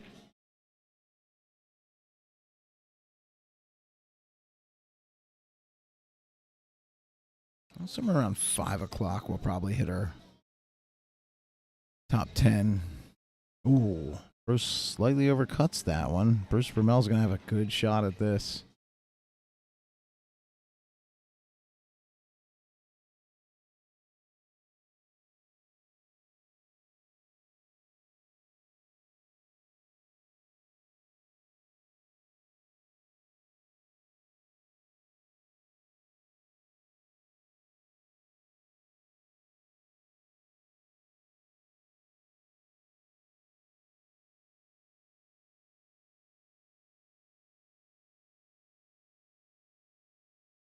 And this would give Bruce Pomel the win. He's got it. Bruce Pomel defeats Bruce Brush.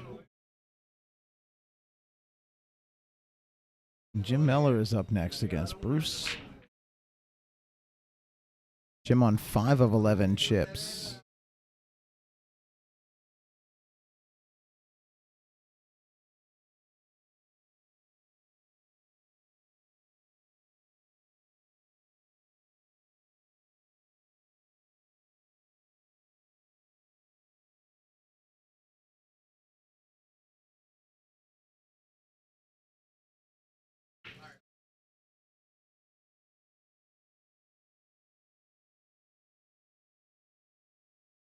Jim and his wife Mickey, big supporters of the stream.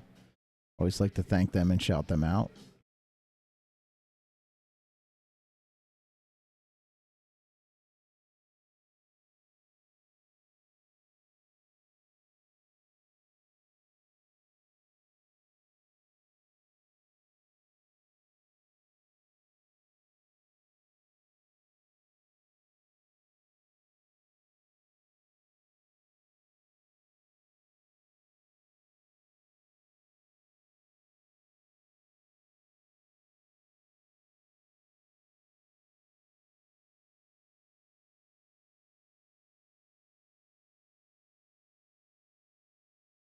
Jim on the lag. He's going to break this rack.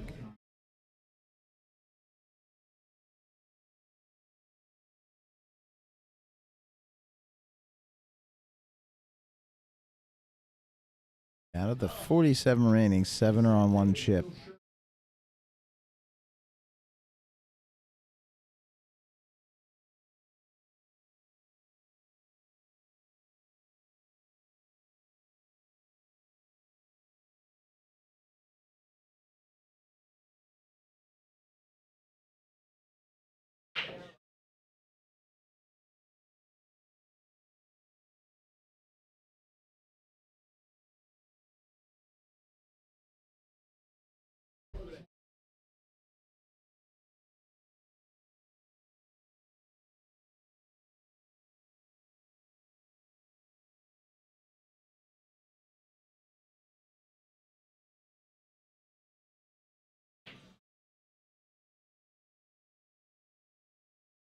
Three ball went on the break.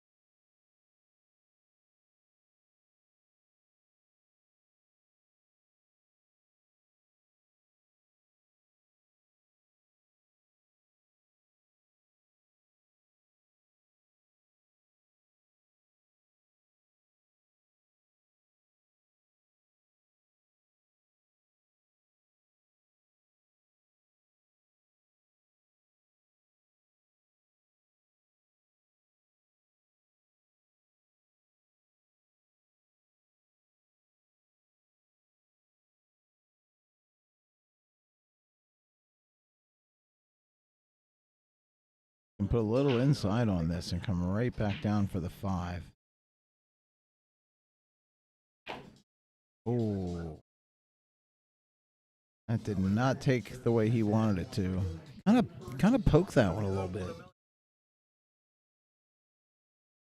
Not a smooth follow through. You need to get that to take off the rail.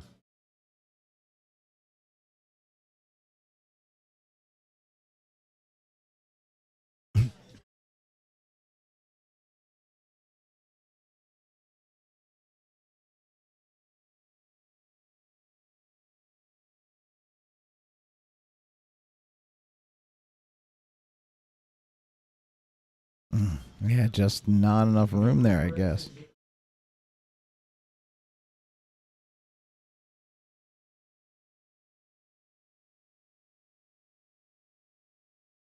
Jim slightly overcuts that one and comes out behind the 6. Not sure he's going to get away with this one.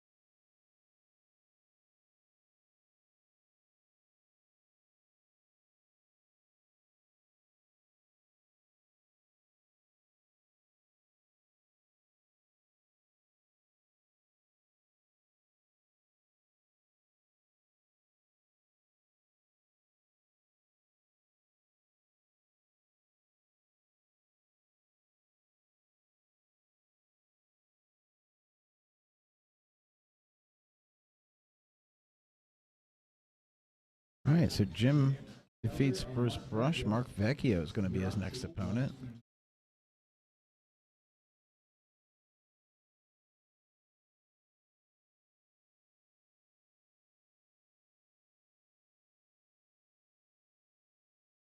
Mark on his last of 5 chips.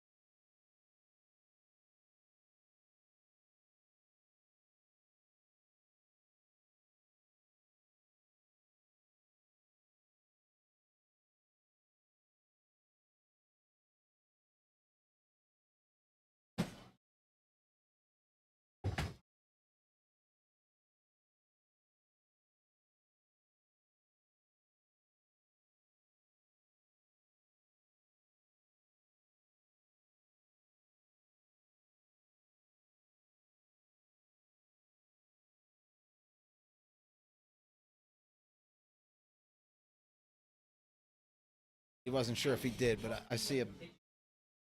I can see it from here.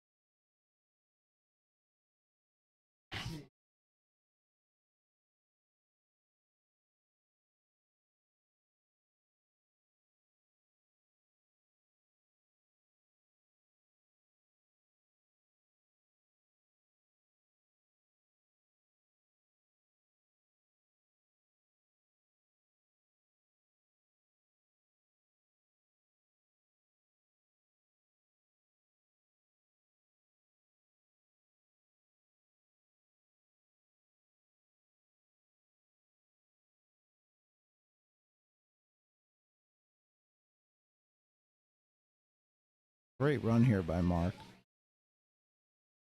A little bit of angle on this.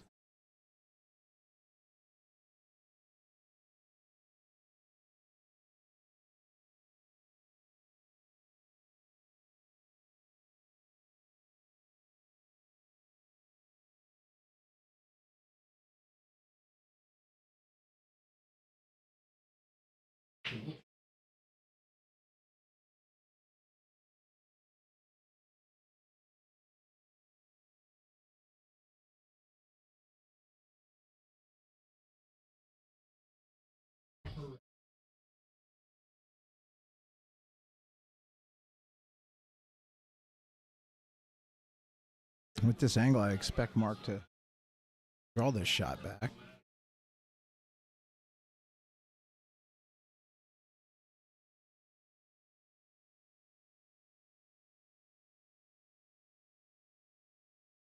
Oh, that stretch hurt him. He didn't get the draw he was looking for out of that. We've had 5 eliminations now. Dave Connelly eliminated.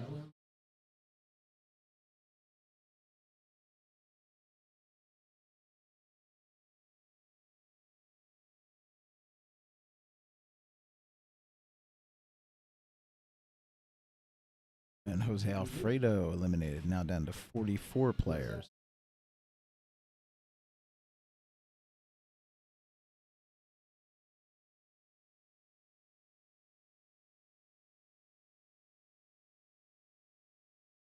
And Mark just tries to lay these 2 balls on a rail. It's a good shot.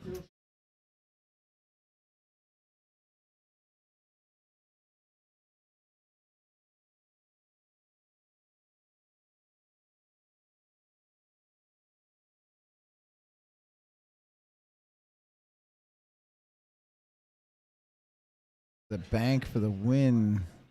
Doesn't get there. That's going to leave Mark. Nice shot here on the 9 for the win for Mark Vecchio.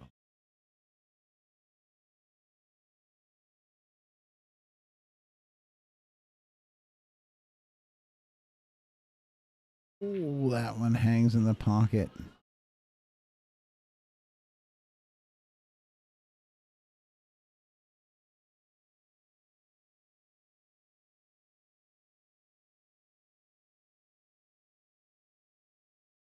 And Jim Malore takes the win, eliminates Mark Vecchio.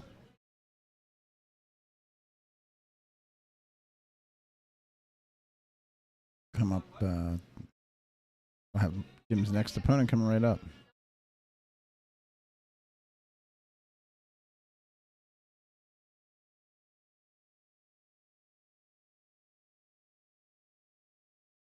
All right, Ruben is Jim's next opponent. Ruben Zapata. Ruben on his last of 6 chips.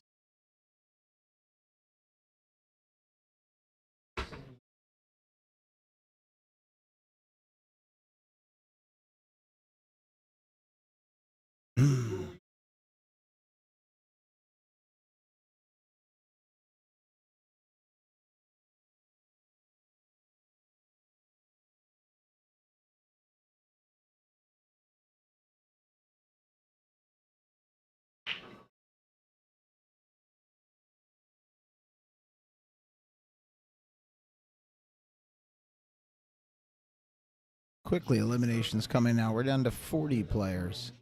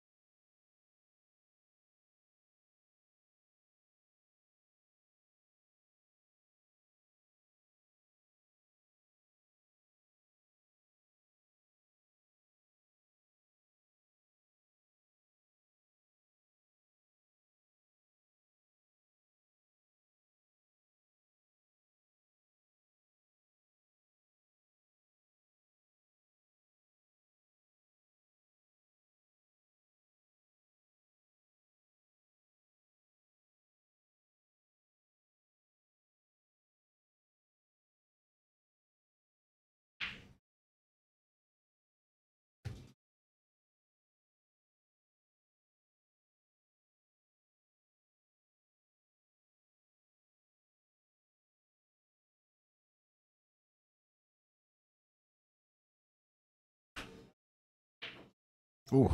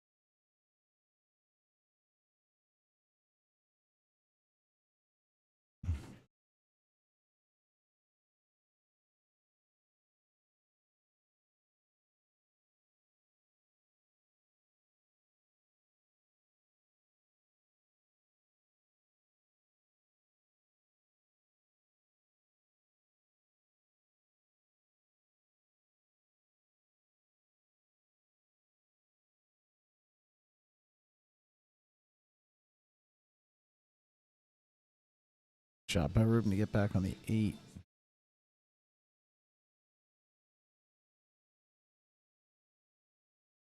I plays this, I would think a little low right.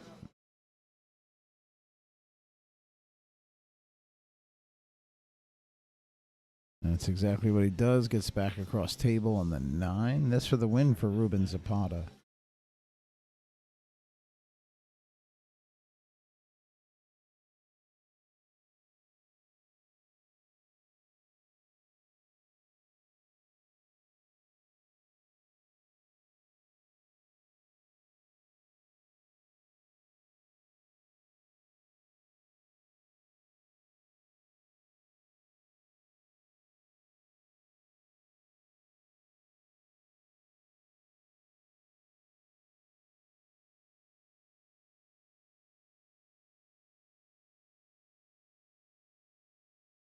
All right, Jim Miller defeats Ruben Zapata. He's going to play Alfredo Ruiz next.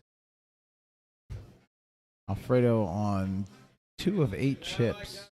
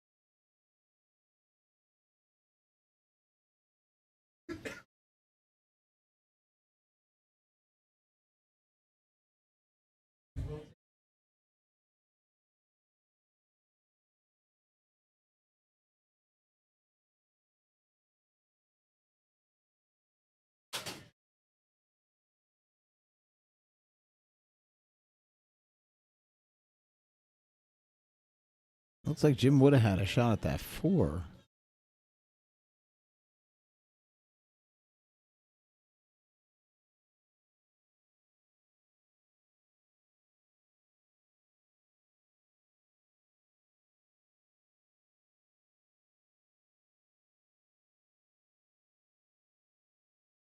Alfredo misses the bank on the 3. Jim's in a good spot here. Just make this 3, maybe a little draw. Bring it across table, just clear that 5.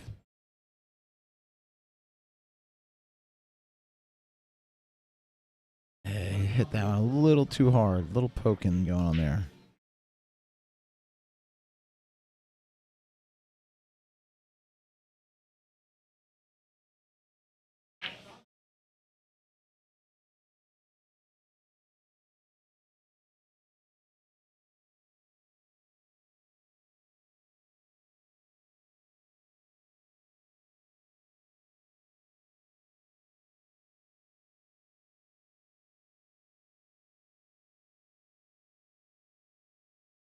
That one just a little overcut by Jim.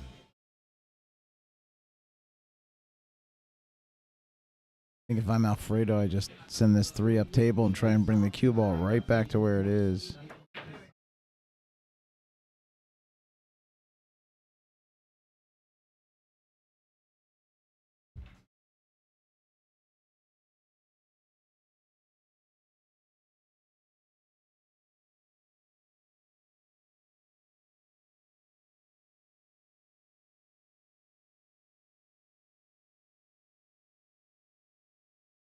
That one sits nicely for Alfredo. He's just got to make sure he gets back around this 4.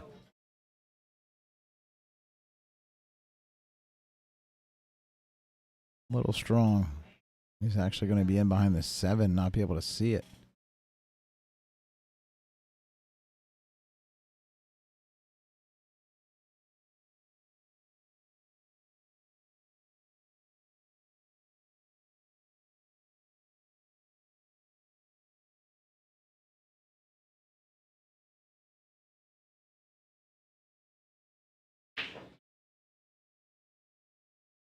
Down to 35 players in the tournament now.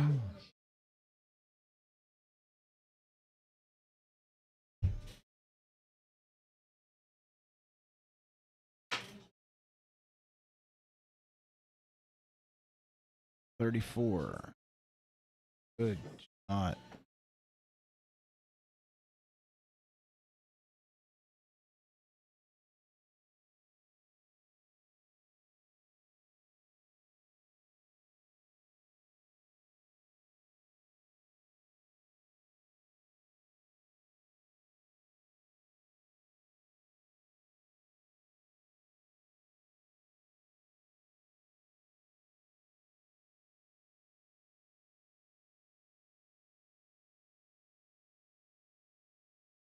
Just to play.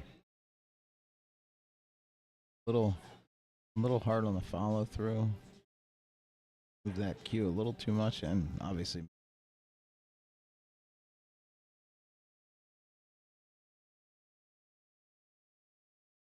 nice touch on that side pocket shot by Jim.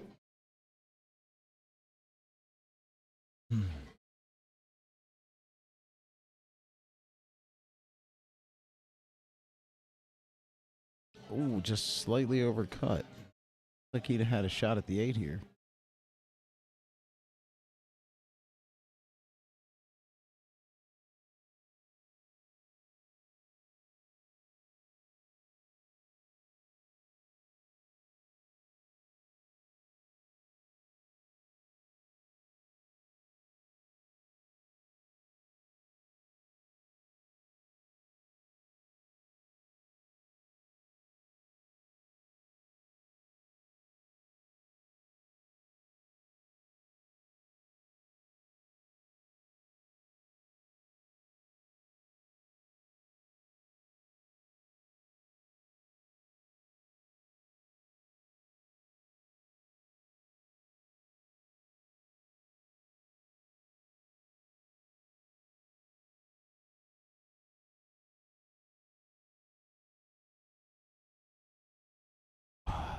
Creeped off the rail, so this is a chance for Jim Miller to take this match.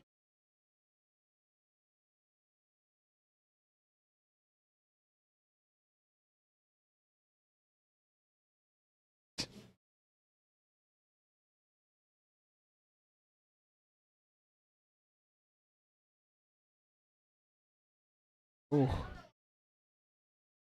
Pocket. Ruiz now for the win. Not automatic. It's thin, but tough to miss this. Needs to just put this ball in the pocket. Alfredo Ruiz defeats Jim Malore. Alfredo's next opponent coming right up.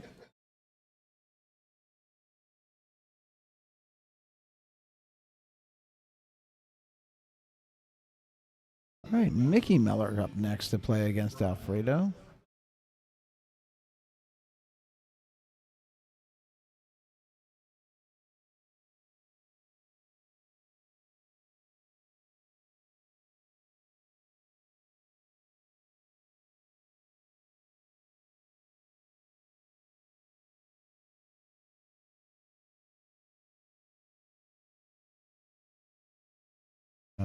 Mickey on.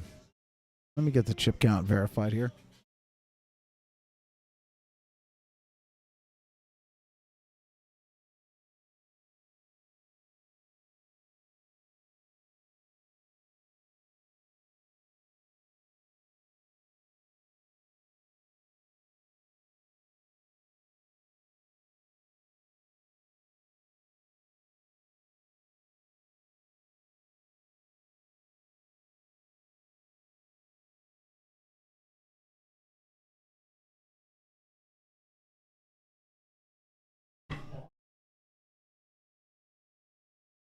Mickey on 1 of 10 chips.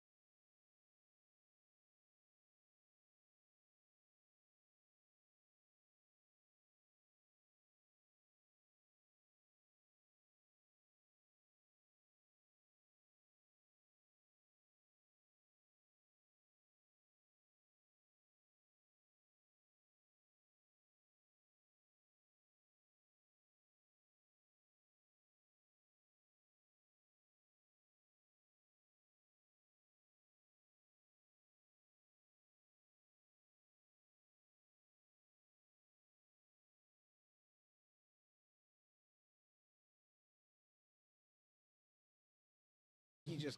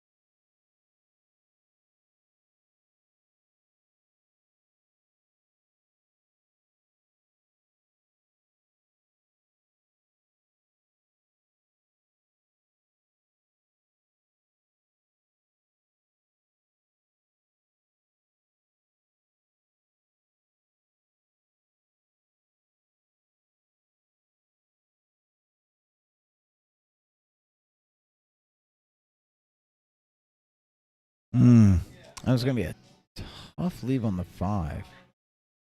regardless, he rattled that 4.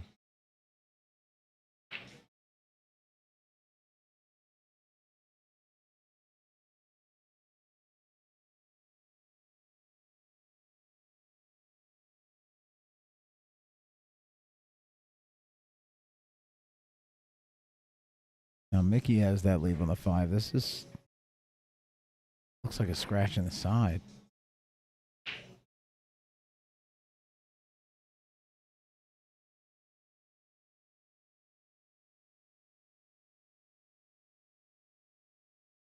Oh, there's a little more room there than I thought. She put a lot of top on that to avoid the scratch, so that worked.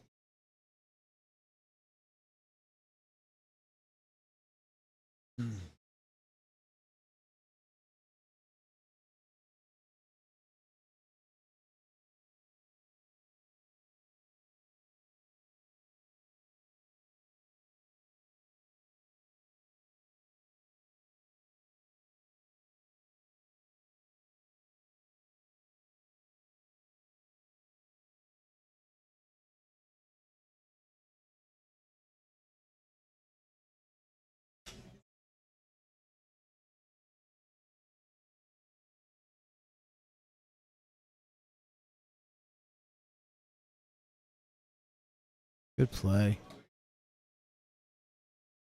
Maybe a little strong, but I think Mickey can make this work.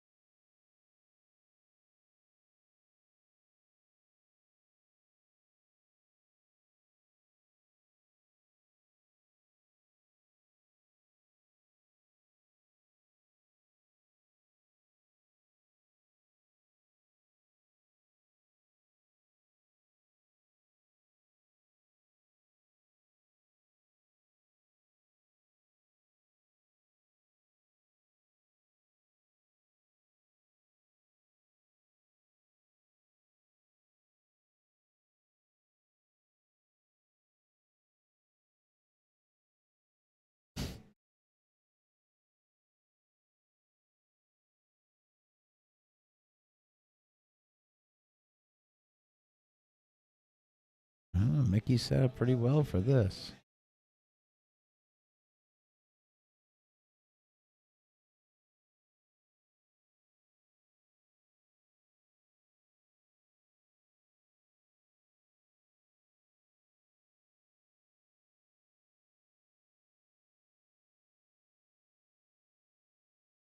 Oof.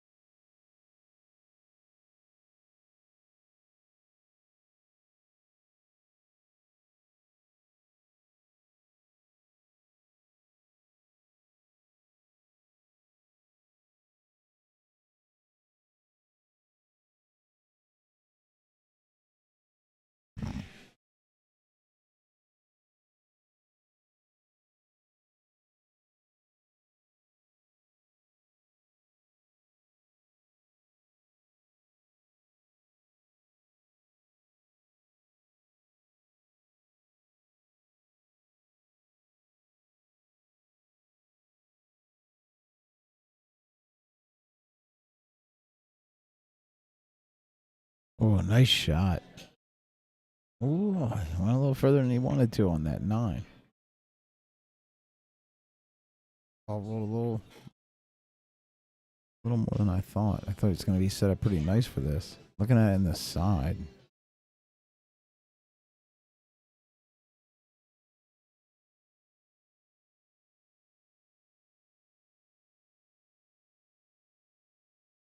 That's a great shot. Alfredo Ruiz defeats Mickey Mellor, eliminates her from the tournament. Getting real close to halfway through our field right now.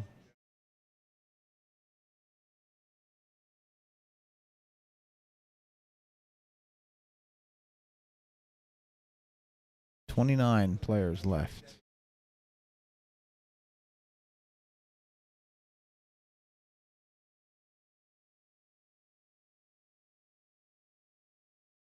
Pat Kelly coming to table one to play against Alfredo.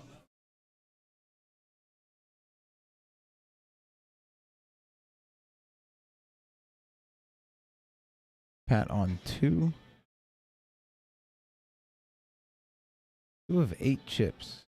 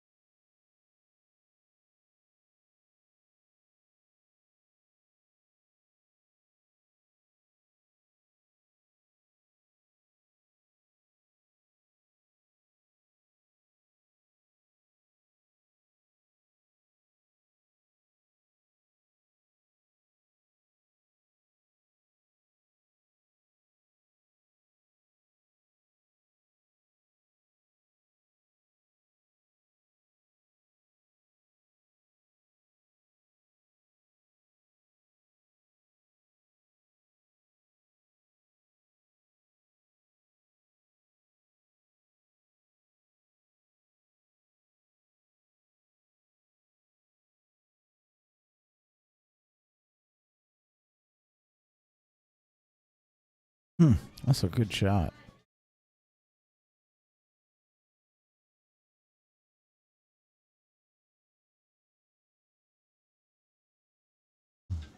Basically, just want a stop shot here.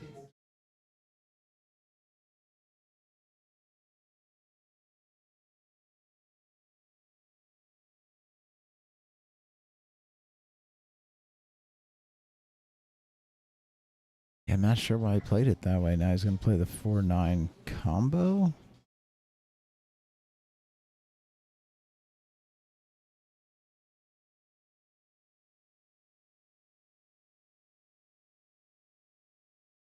And 9 gets spotted.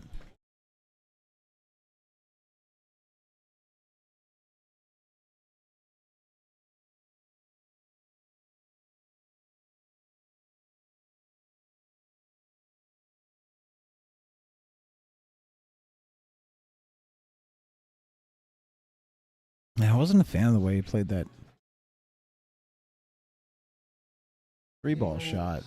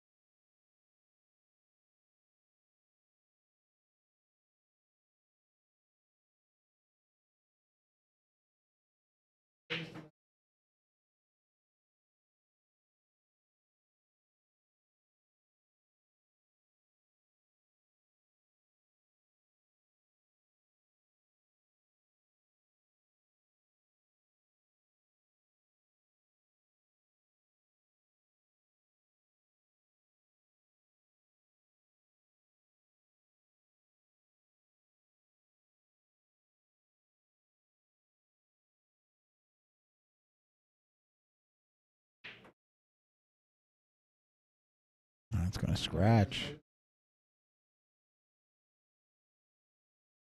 Chip leaders currently with 4 chips. Bryan, Dan Juan Smith, Jim Miller,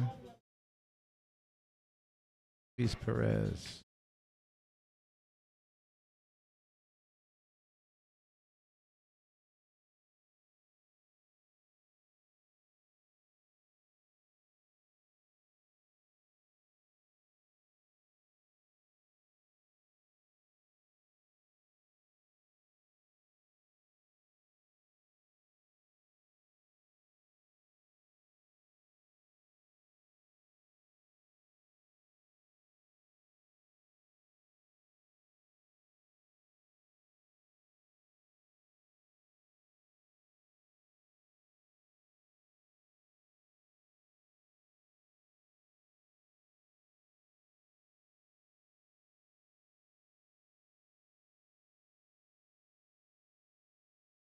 Good shot.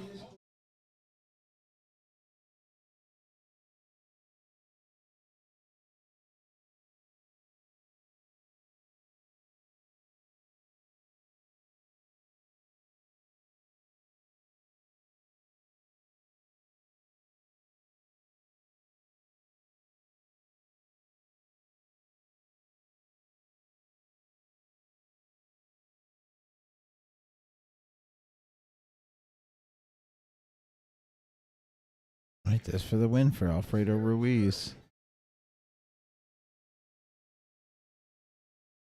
And that hangs, bounces back out.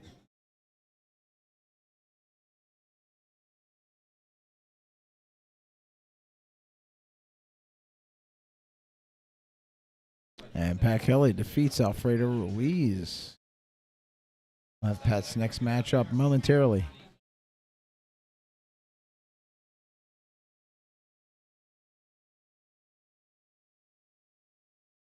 $25 players left in the tournament. 25.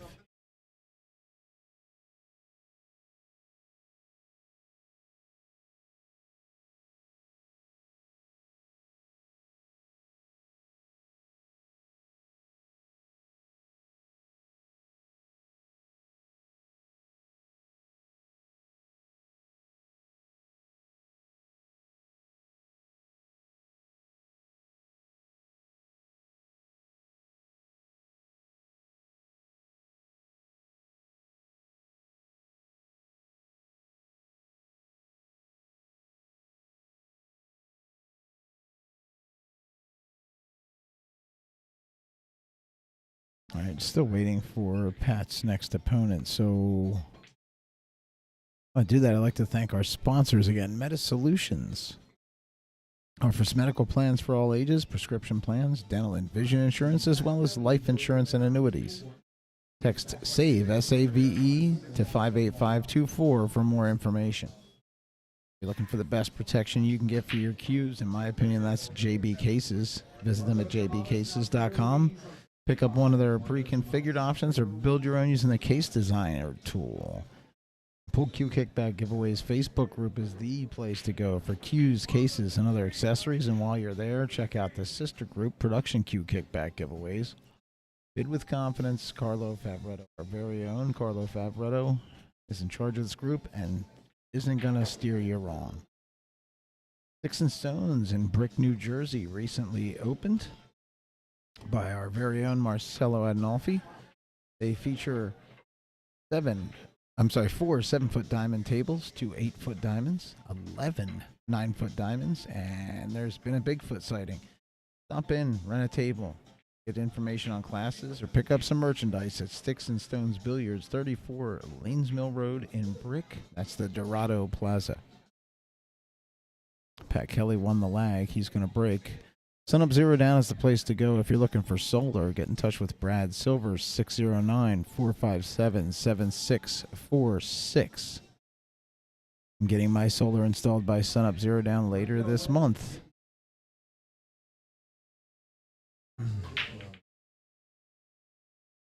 Pat Kelly. Chips.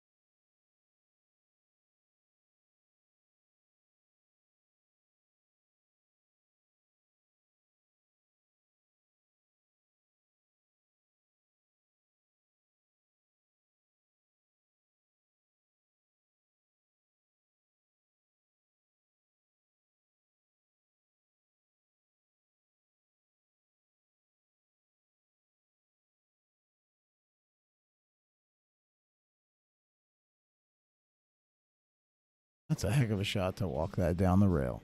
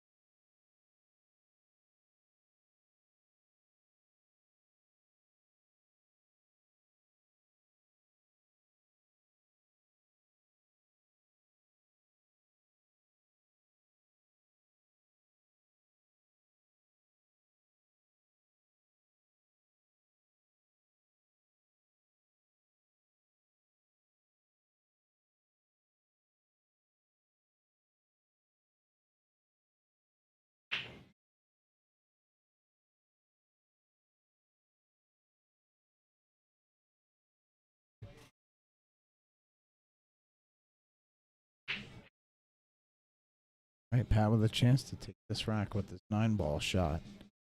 Would eliminate Joey Rivera, and he's done it. Pat Kelly eliminates Joey Rivera. Oh, look at this. We've got Pat Kelly and Nick Leap, his son, Nick Leap.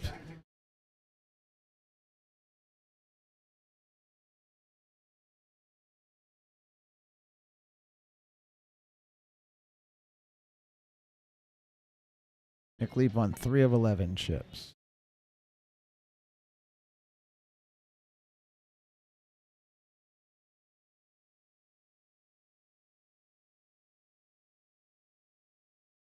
Pat on 2 of 10.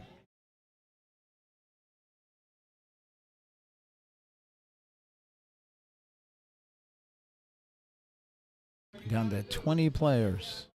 I said we'd hit final 10 around 5. I might do a little sooner. Out of those 20, we've got 5 or 6 on one chip.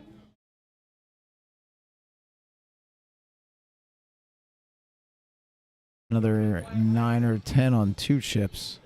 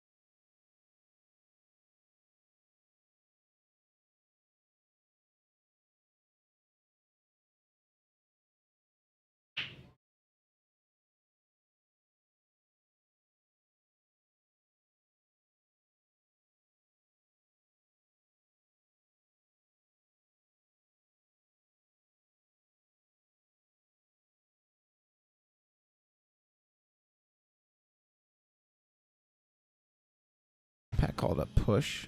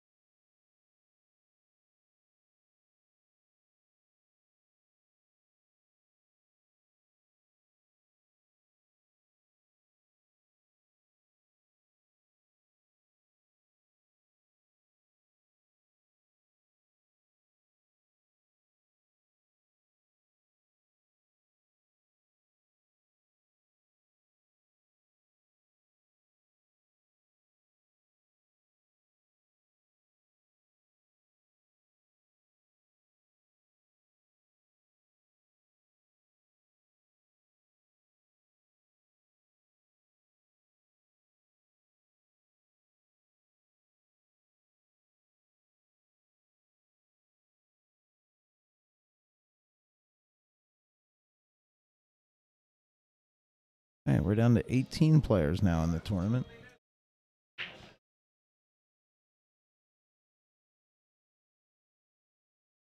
All right, Nick set up for that 9.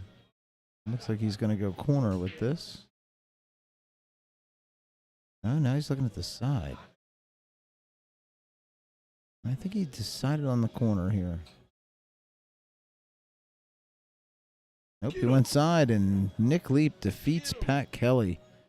Puts him on the verge of elimination.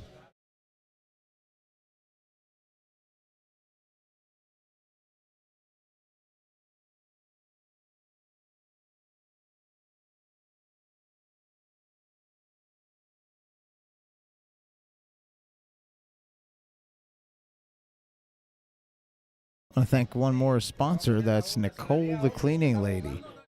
This weather turning around, you don't want to be stuck inside the house. Get in touch with Nicole the Cleaning Lady. Serving Cumberland, Cape May, Atlantic Ocean, and Salem counties, Nicole will help you maintain a 5-star review, or help you give her a 5-star review. Feel free to reach out and discuss your property requires. Nicole is licensed and insured, does same-day flips, free quotes, and laundry service. That's Nicole the Cleaning Lady at 856-300-3885. Thanks to all of our sponsors. They help bring you this stream every week. If you like the stream, you can always click a like on our YouTube channel.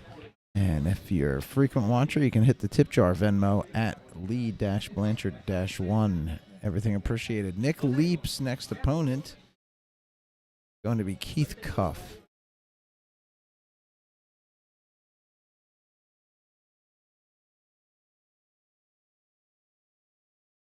And Keith is, let's see what Keith's chip count is here. Keith on 2 of 8.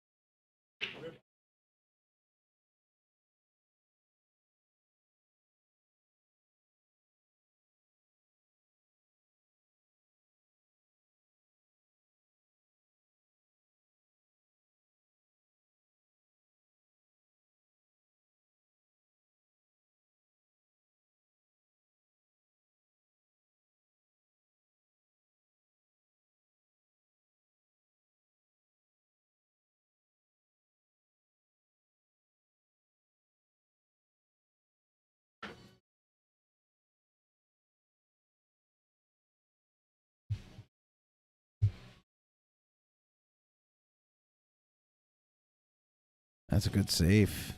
Oof, man, that is a good save.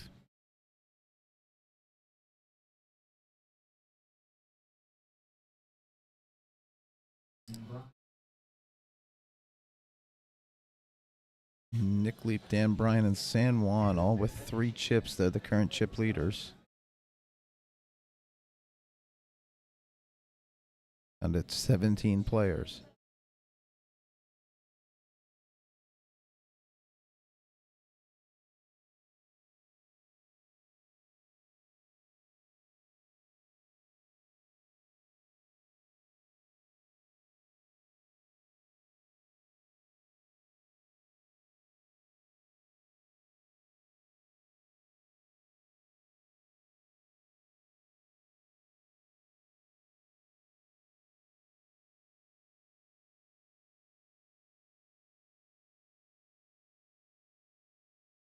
Keith is about to hit the 2. That's going to be a foul.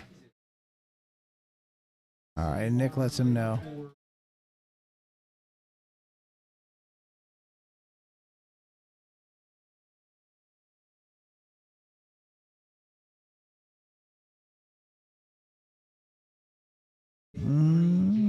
Went for the safe, but Nick's going to be able to hit this one around the 8.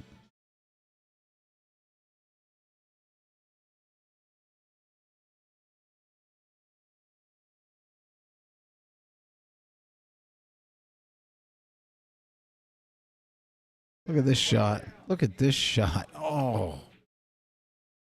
Even put outside on that to hug the rail. Just barely missed that.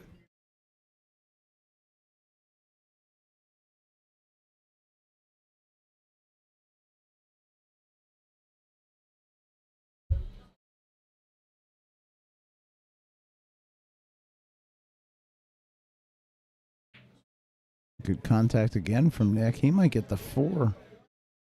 Yep, he got the 4.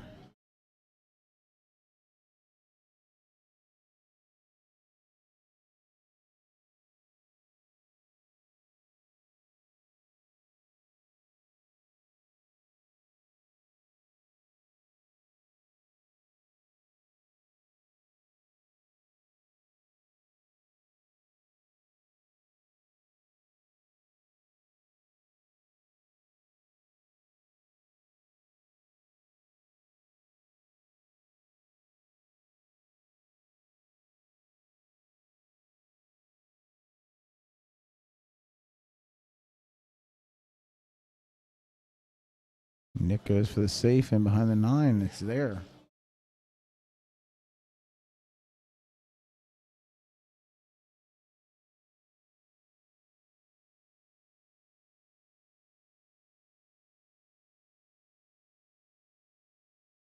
Good hit from Keith.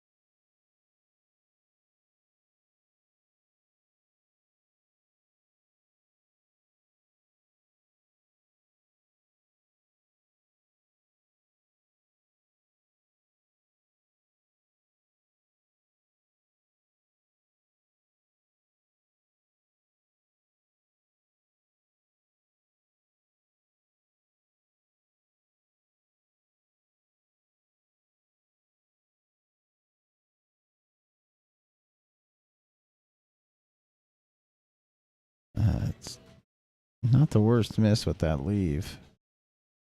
Bank into the side is blocked. Keith can try and get this safe.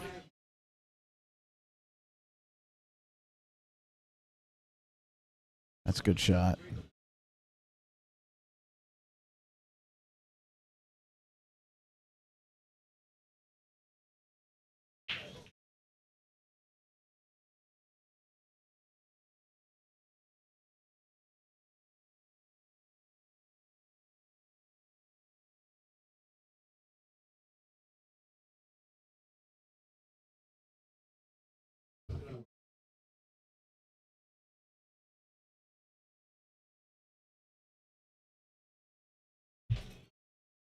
Good shot on the 6th.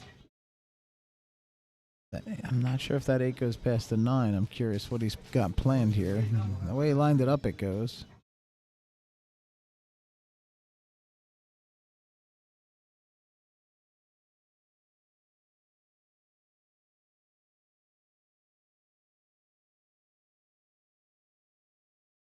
And that's a good shot. And this for the win for Keith Cuff, whose name is not on the screen. There we go.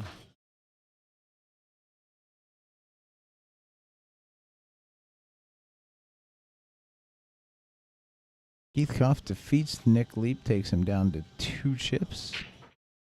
So now it looks like only Dan Bryan has 3. Everyone else with 2 or 1, and we're down to 14 players.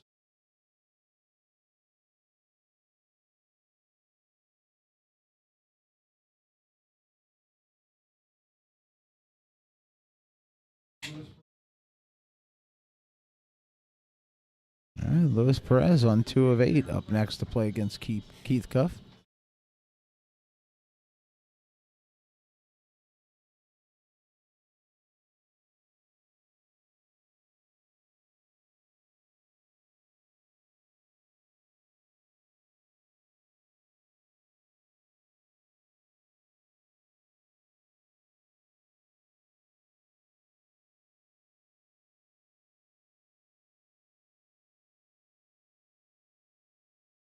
I'm going to take a short break. I'll be back in a few moments.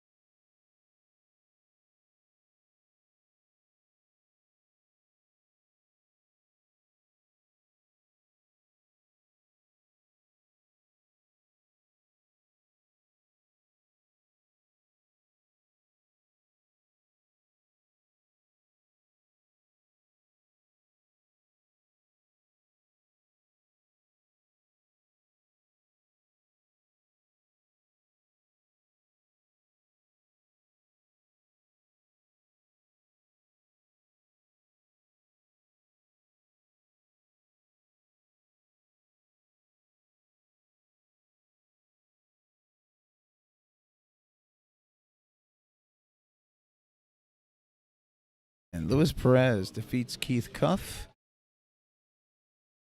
And we are going to be at our final rounds and break and run after this. We are going to be at our top 10. So we're going to take a short break. We'll be back with the break and run and final rounds.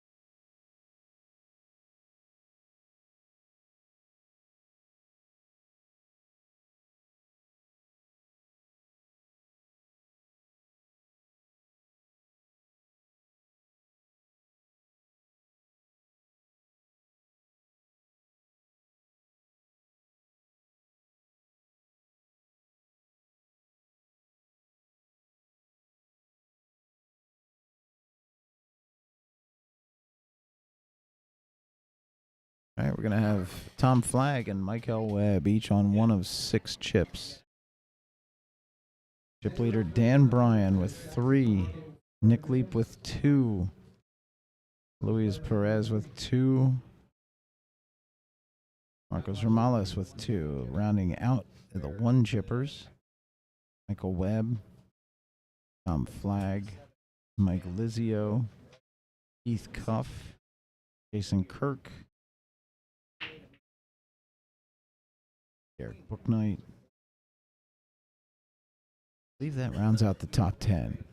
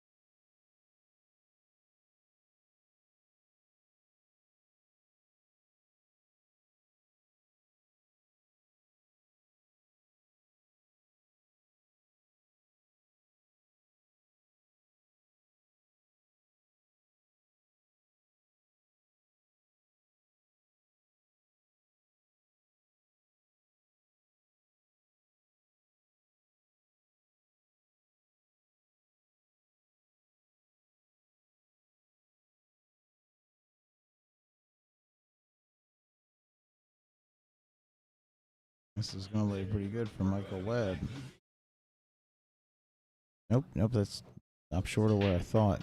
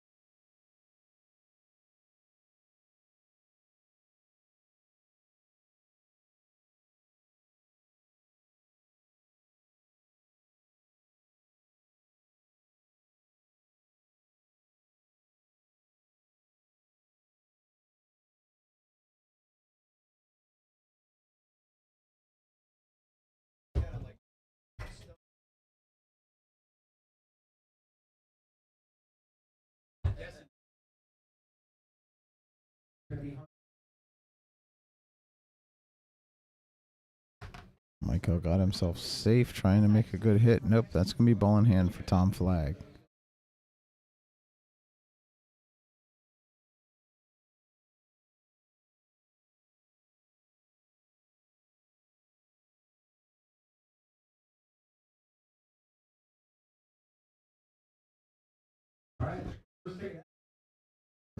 Tom Flagg going for the 3 foul here. This would be 2.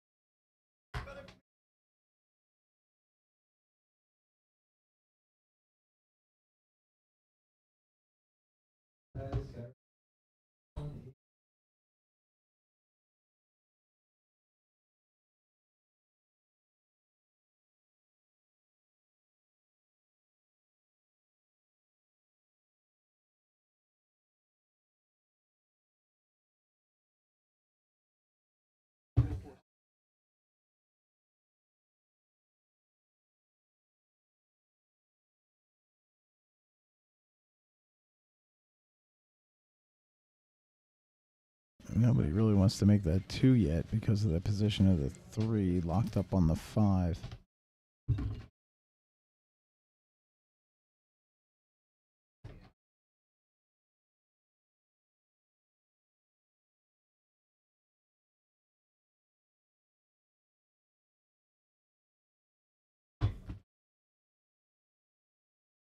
Safe behind the 6.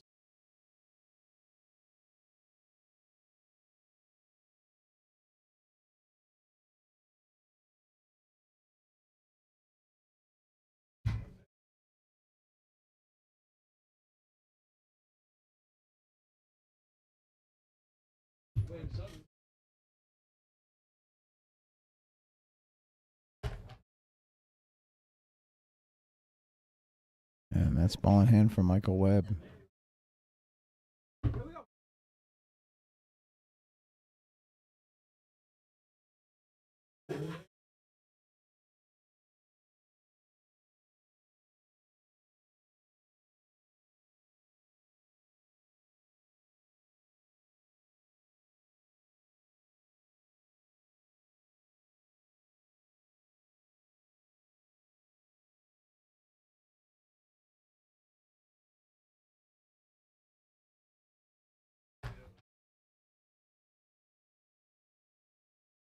Another safe, but now there's the opportunity to break the 3 out.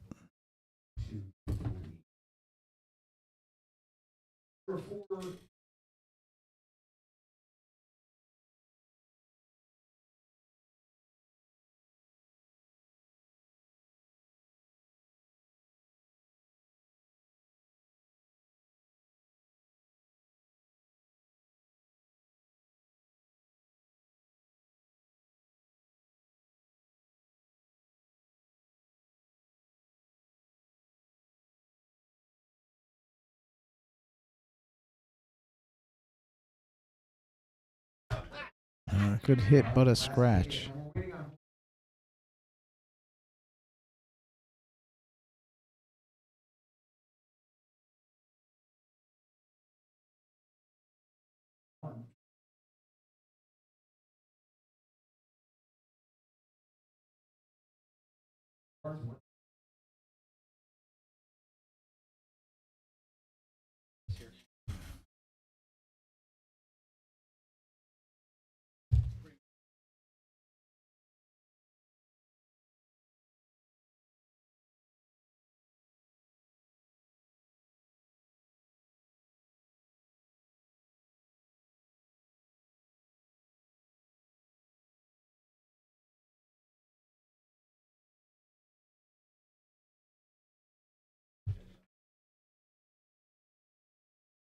Currently at 9 players. We'll be at 8 at the conclusion of this rack.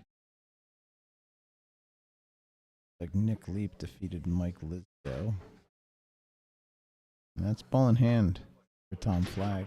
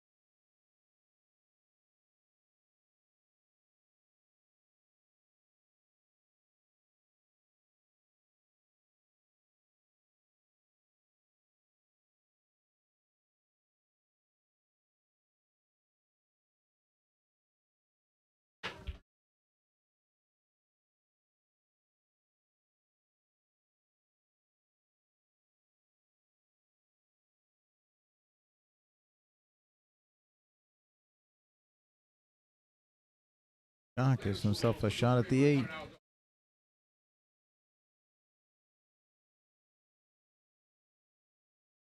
Now down to 8 players. Tom Flag looking to make that 7. This shot right here.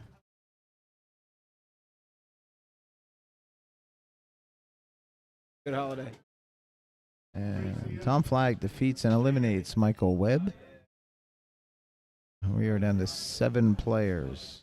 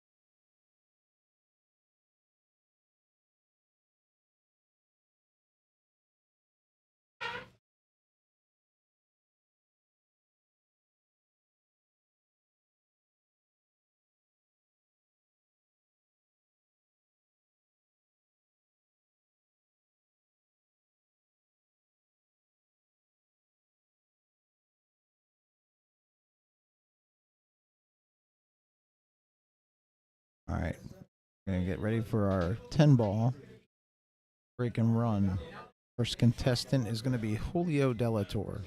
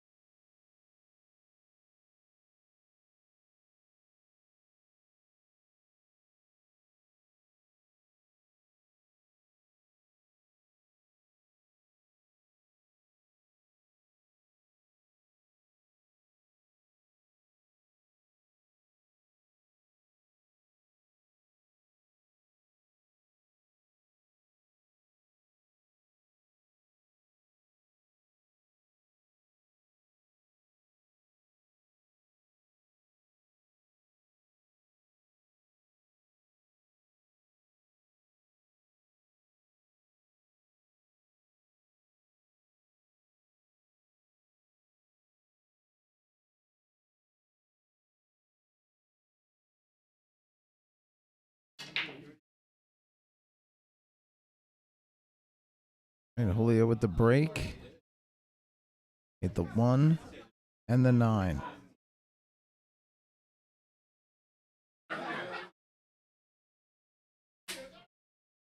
He is going to stop there.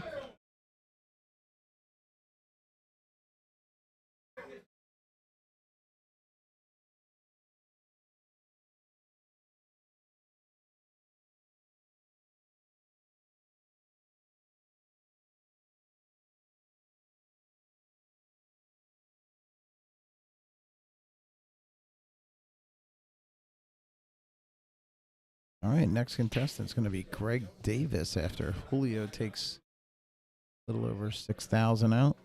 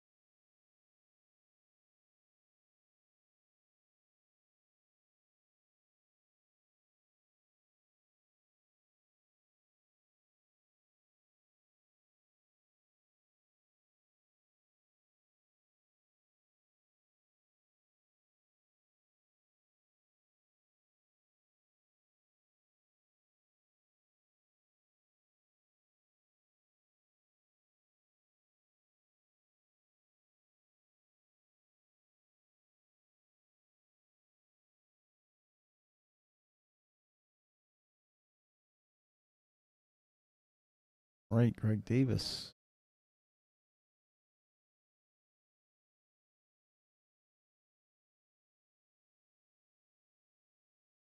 $2,580 a ball.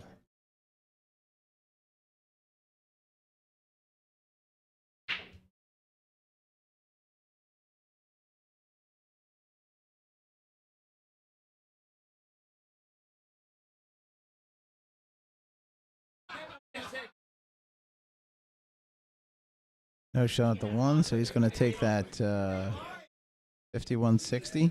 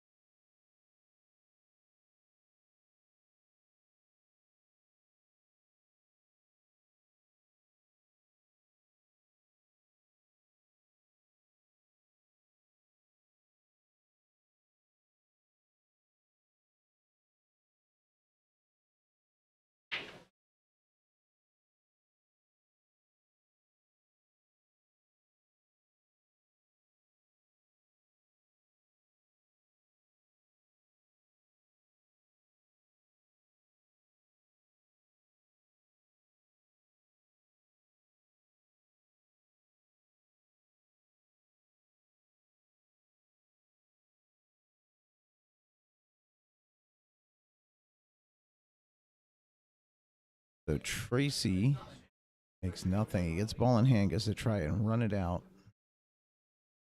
for 200.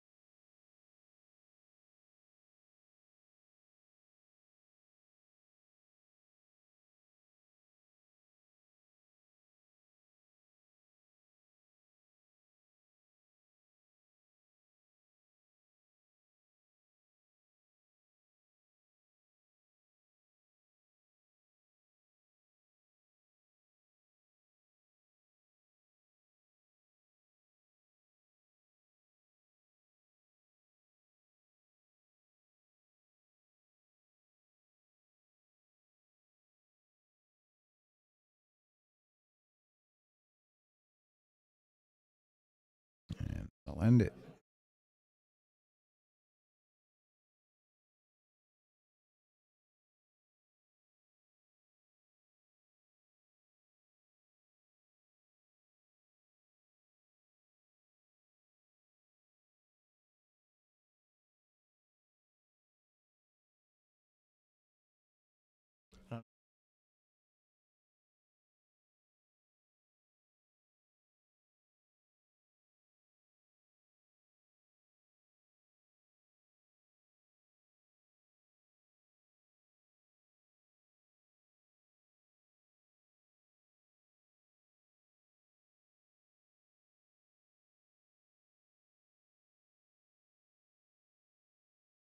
I've won twice.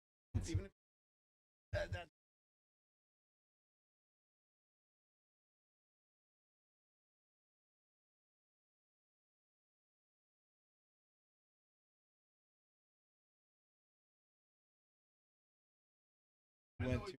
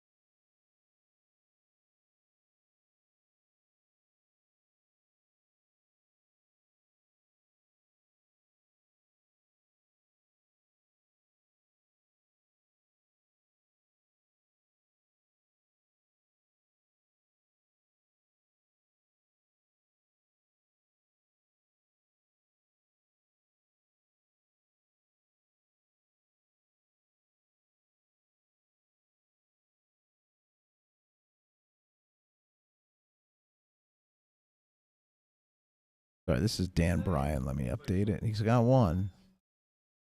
It's 200 balls. 100 a ball. $106. And he's going to call it there. He's going to take the 206.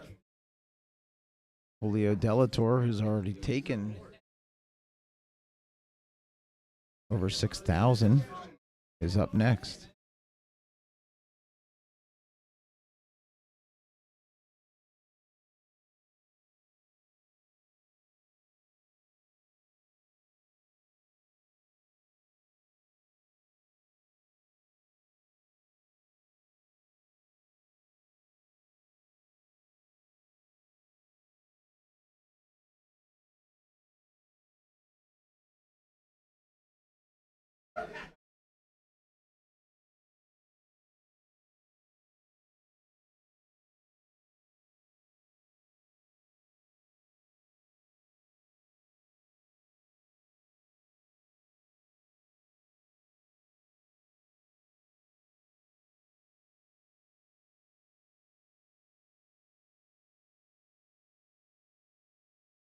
One player. Somebody with one chip. It's 6 after the back between.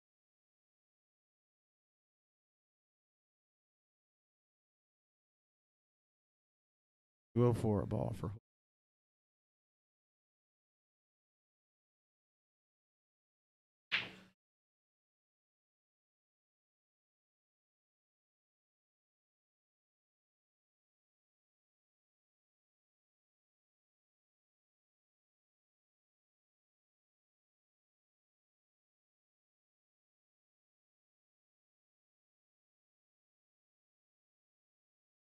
So Julio gets to take ball in hand.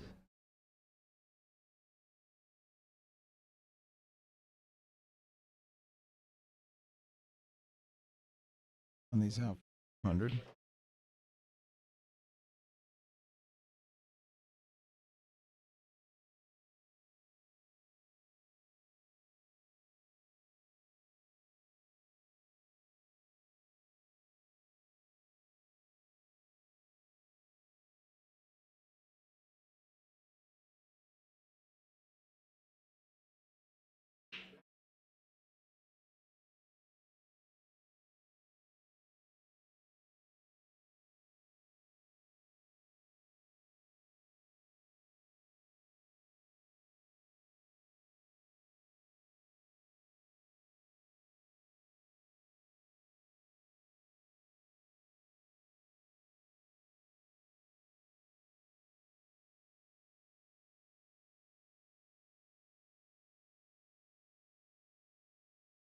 I'll end it. Our last contestant is going to be Barnes Hutchins.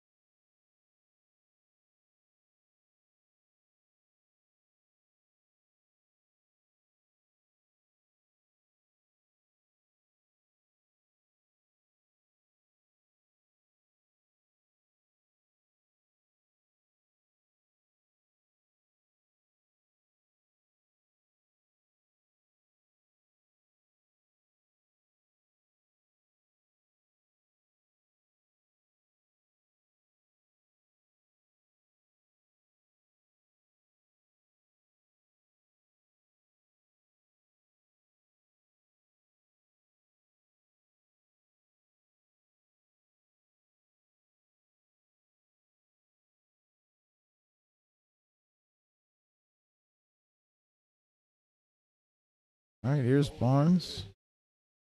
Will be 206 a ball.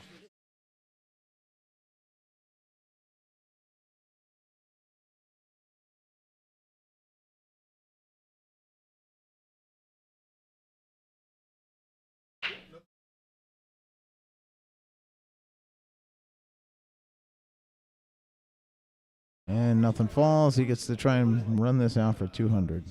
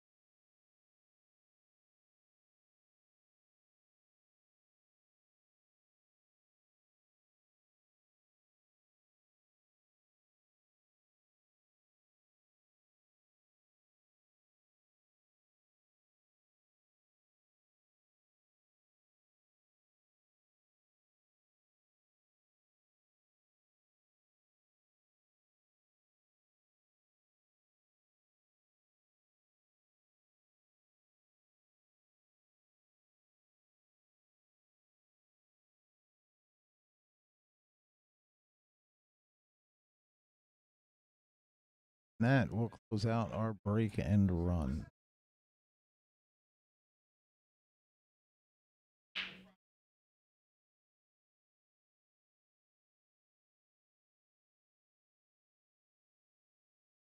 We're down to 6 players.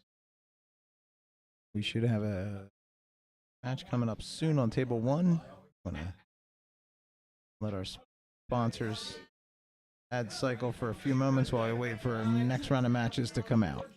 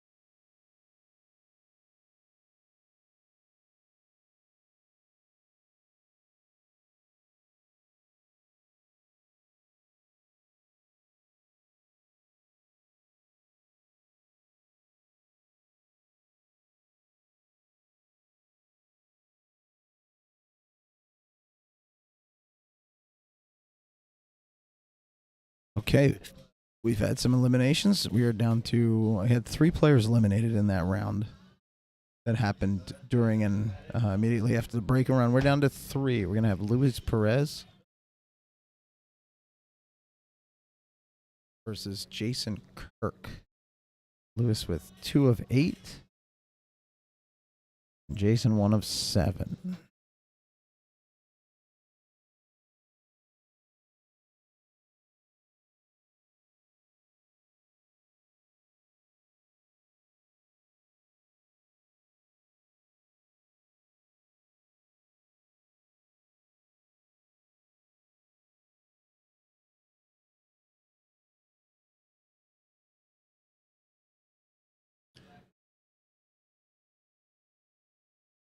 And the bye this round goes to Keith Cuff.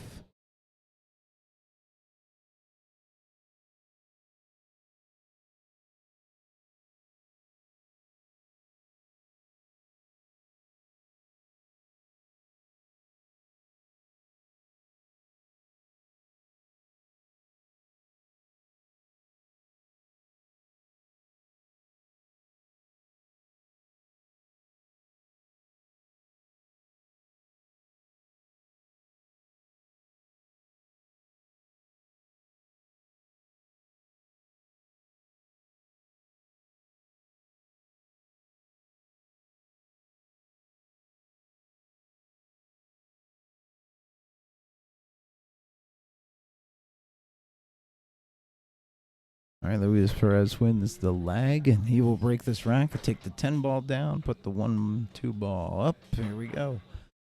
So Keith Cuff, 1 of 8 chips. Got the bye. If Luis wins, then he would play Keith. If Jason wins, then we have still 3 players remaining. And we'd have to see who gets the next bye. So pretty straightforward. At the end, if Luis wins, he and Keith will face off. Keith will need to win 2. If Jason wins, we'd have 3 players, each with 1 chip. But we'd have to see who got the next bye and so on. So that's the setup.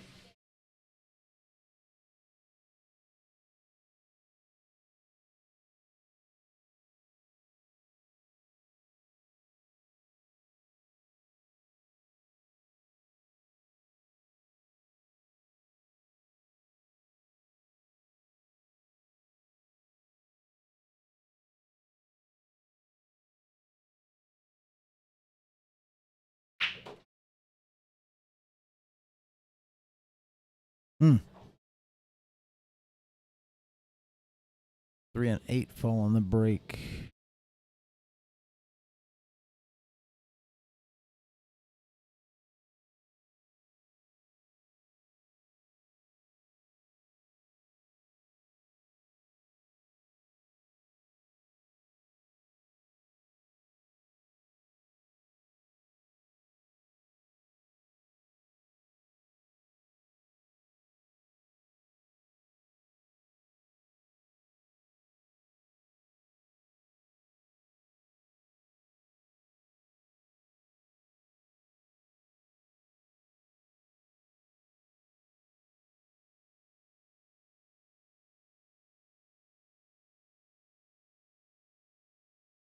Good hit by Jason. Nearly made that ball.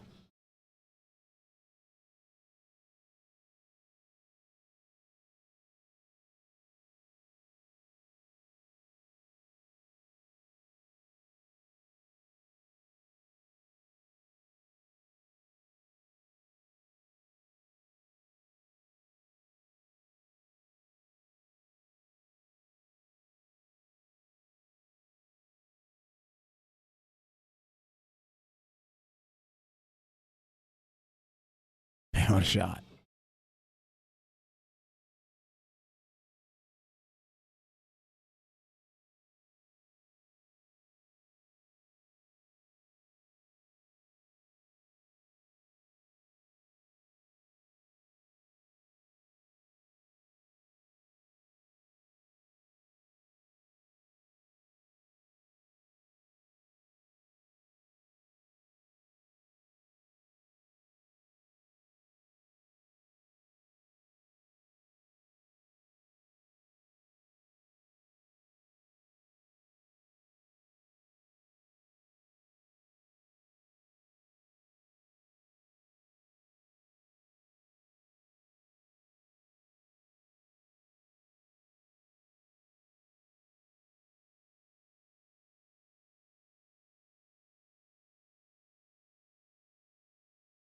Looking a lot like a break and run. He can make this shot. Should have good position on the 9.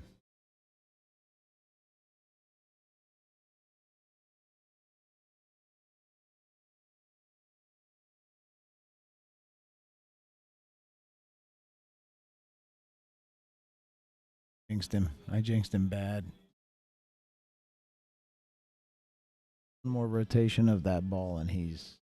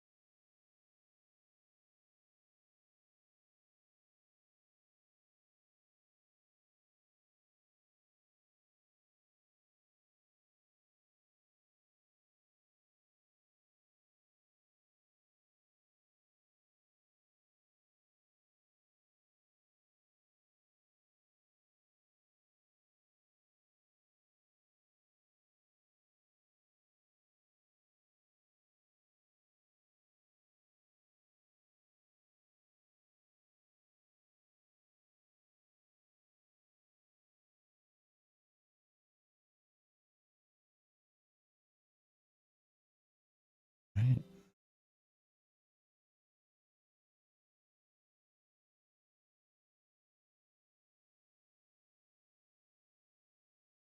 Trying to get it to that rail.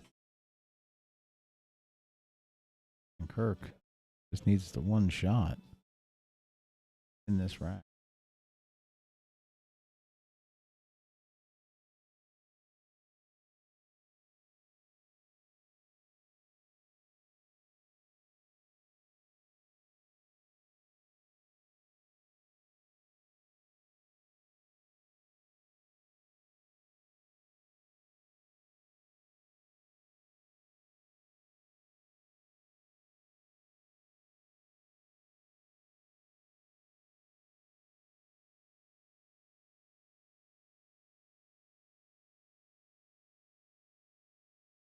Oh, that was really overcut.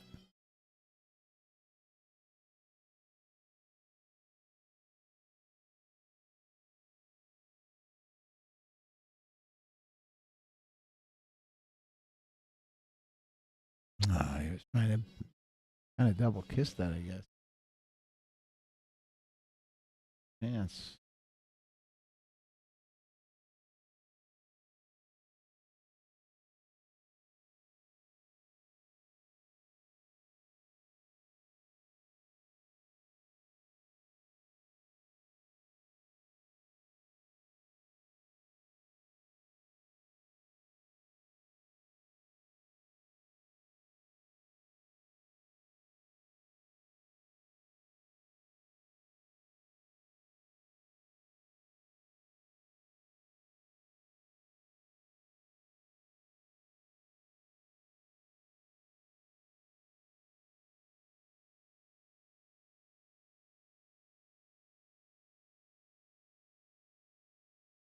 And Jason Kirk defeats Luis Perez.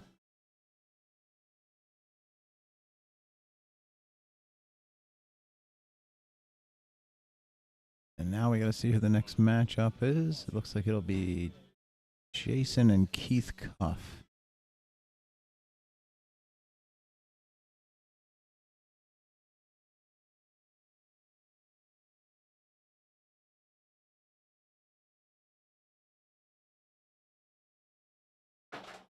Oh, actually, Jason gets the bye.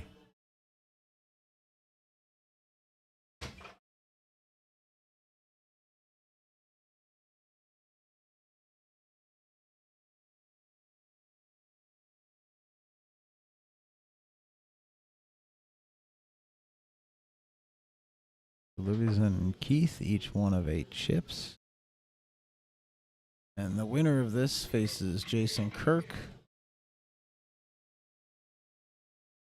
only be 2 racks left in the tournament. This one and the next.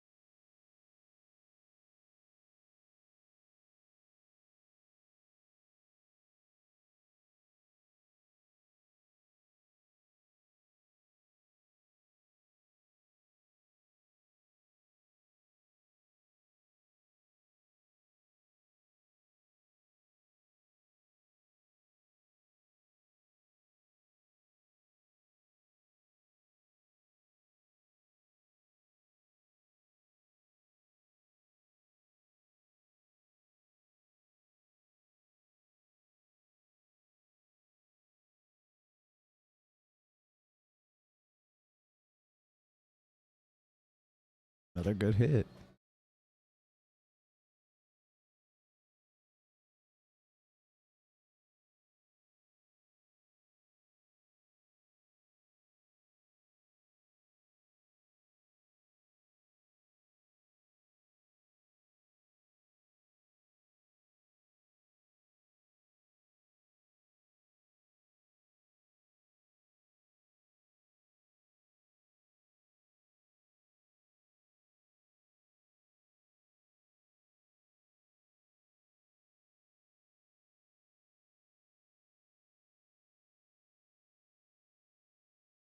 Ooh.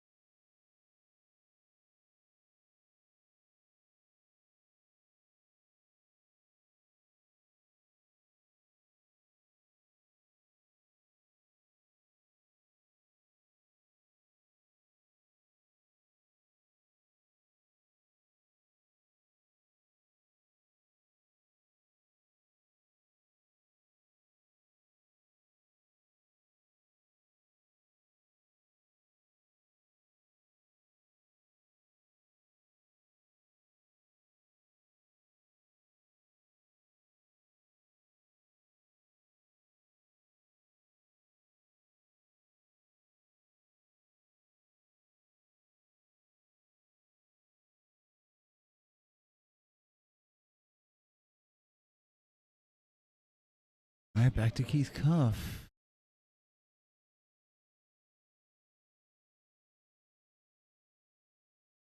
I think he's safe behind the 9. I can't be 100% sure from this angle. Oh, maybe Lewis can see it. Absolutely could. Actually was able to overcut it a little.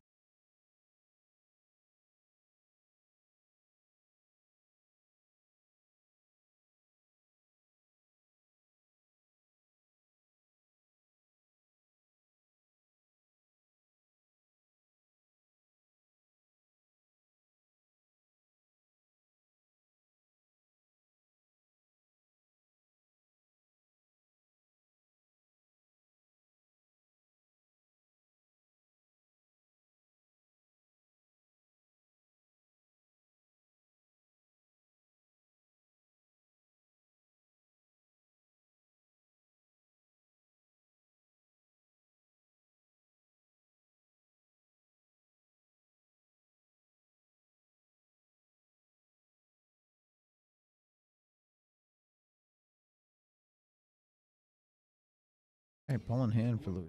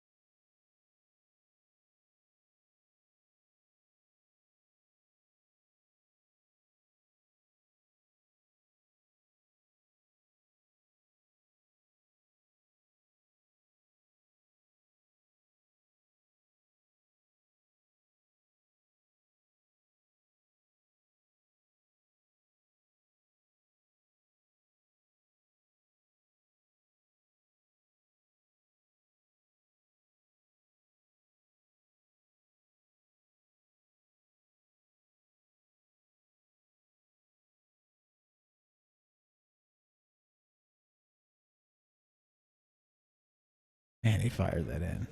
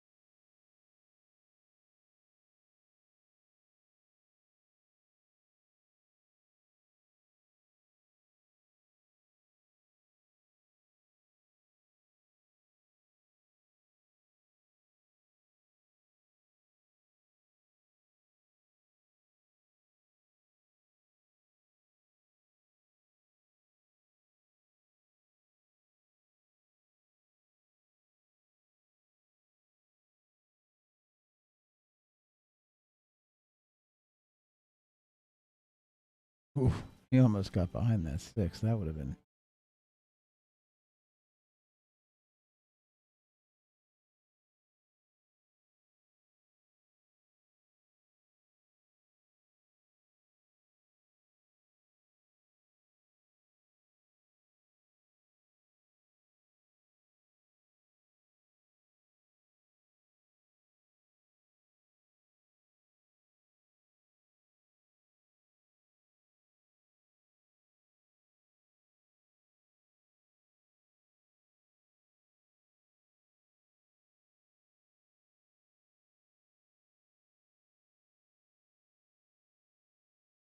Hmm. 5-7 combos there.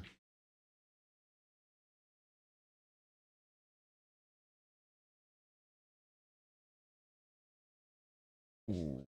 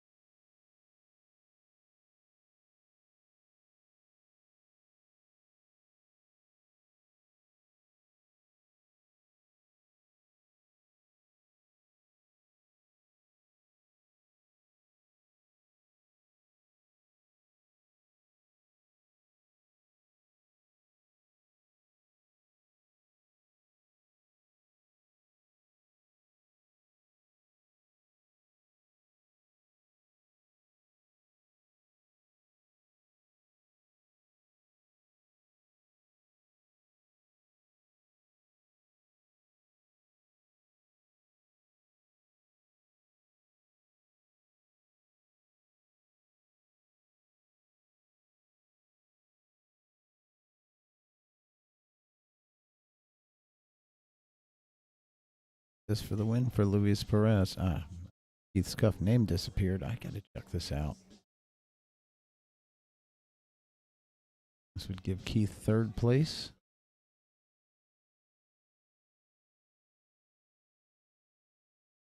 All right, Keith finishes third. And now it'll be Luis and Jason Kirk.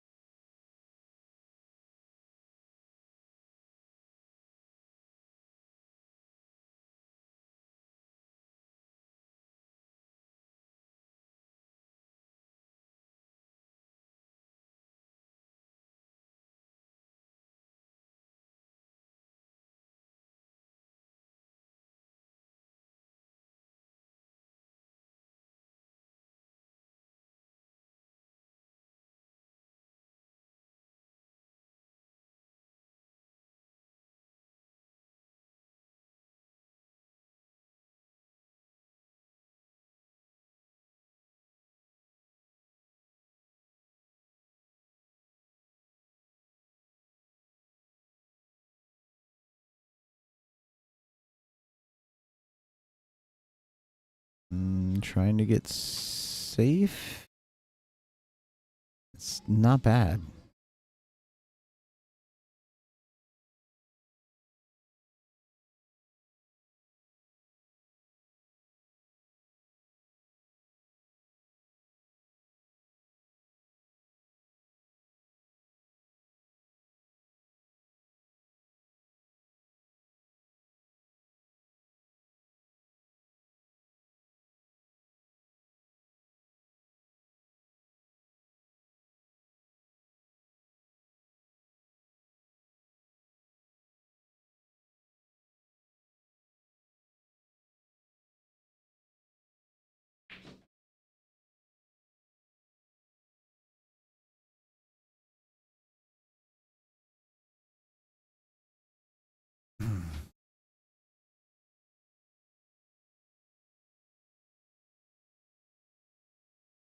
Jason just trying to get the 5 safe here.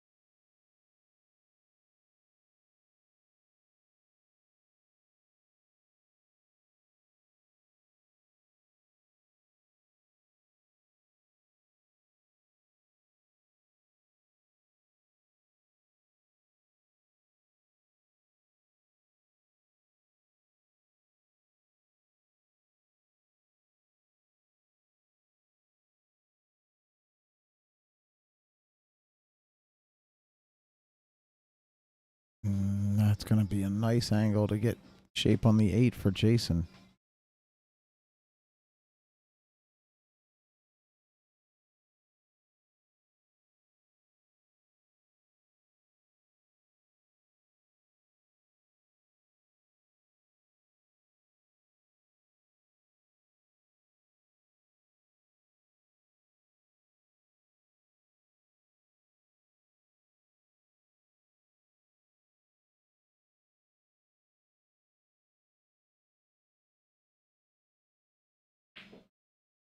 That's a heck of a shot. This for the win for Jason Kirk.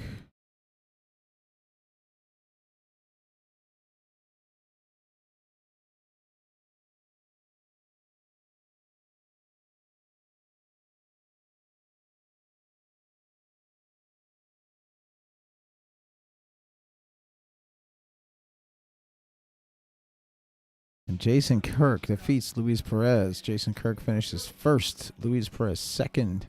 Heath Cuff third on behalf of Brad Silver and Jose Garcia. I'm Lee Blanchard. We will see you next week from QBall Billiards in Vineland. Stay tuned. Preliminary. Looks like we're going to have that one on Sunday. But keep an eye on the New Jersey Pool Scene Facebook page for more information. See you, everybody.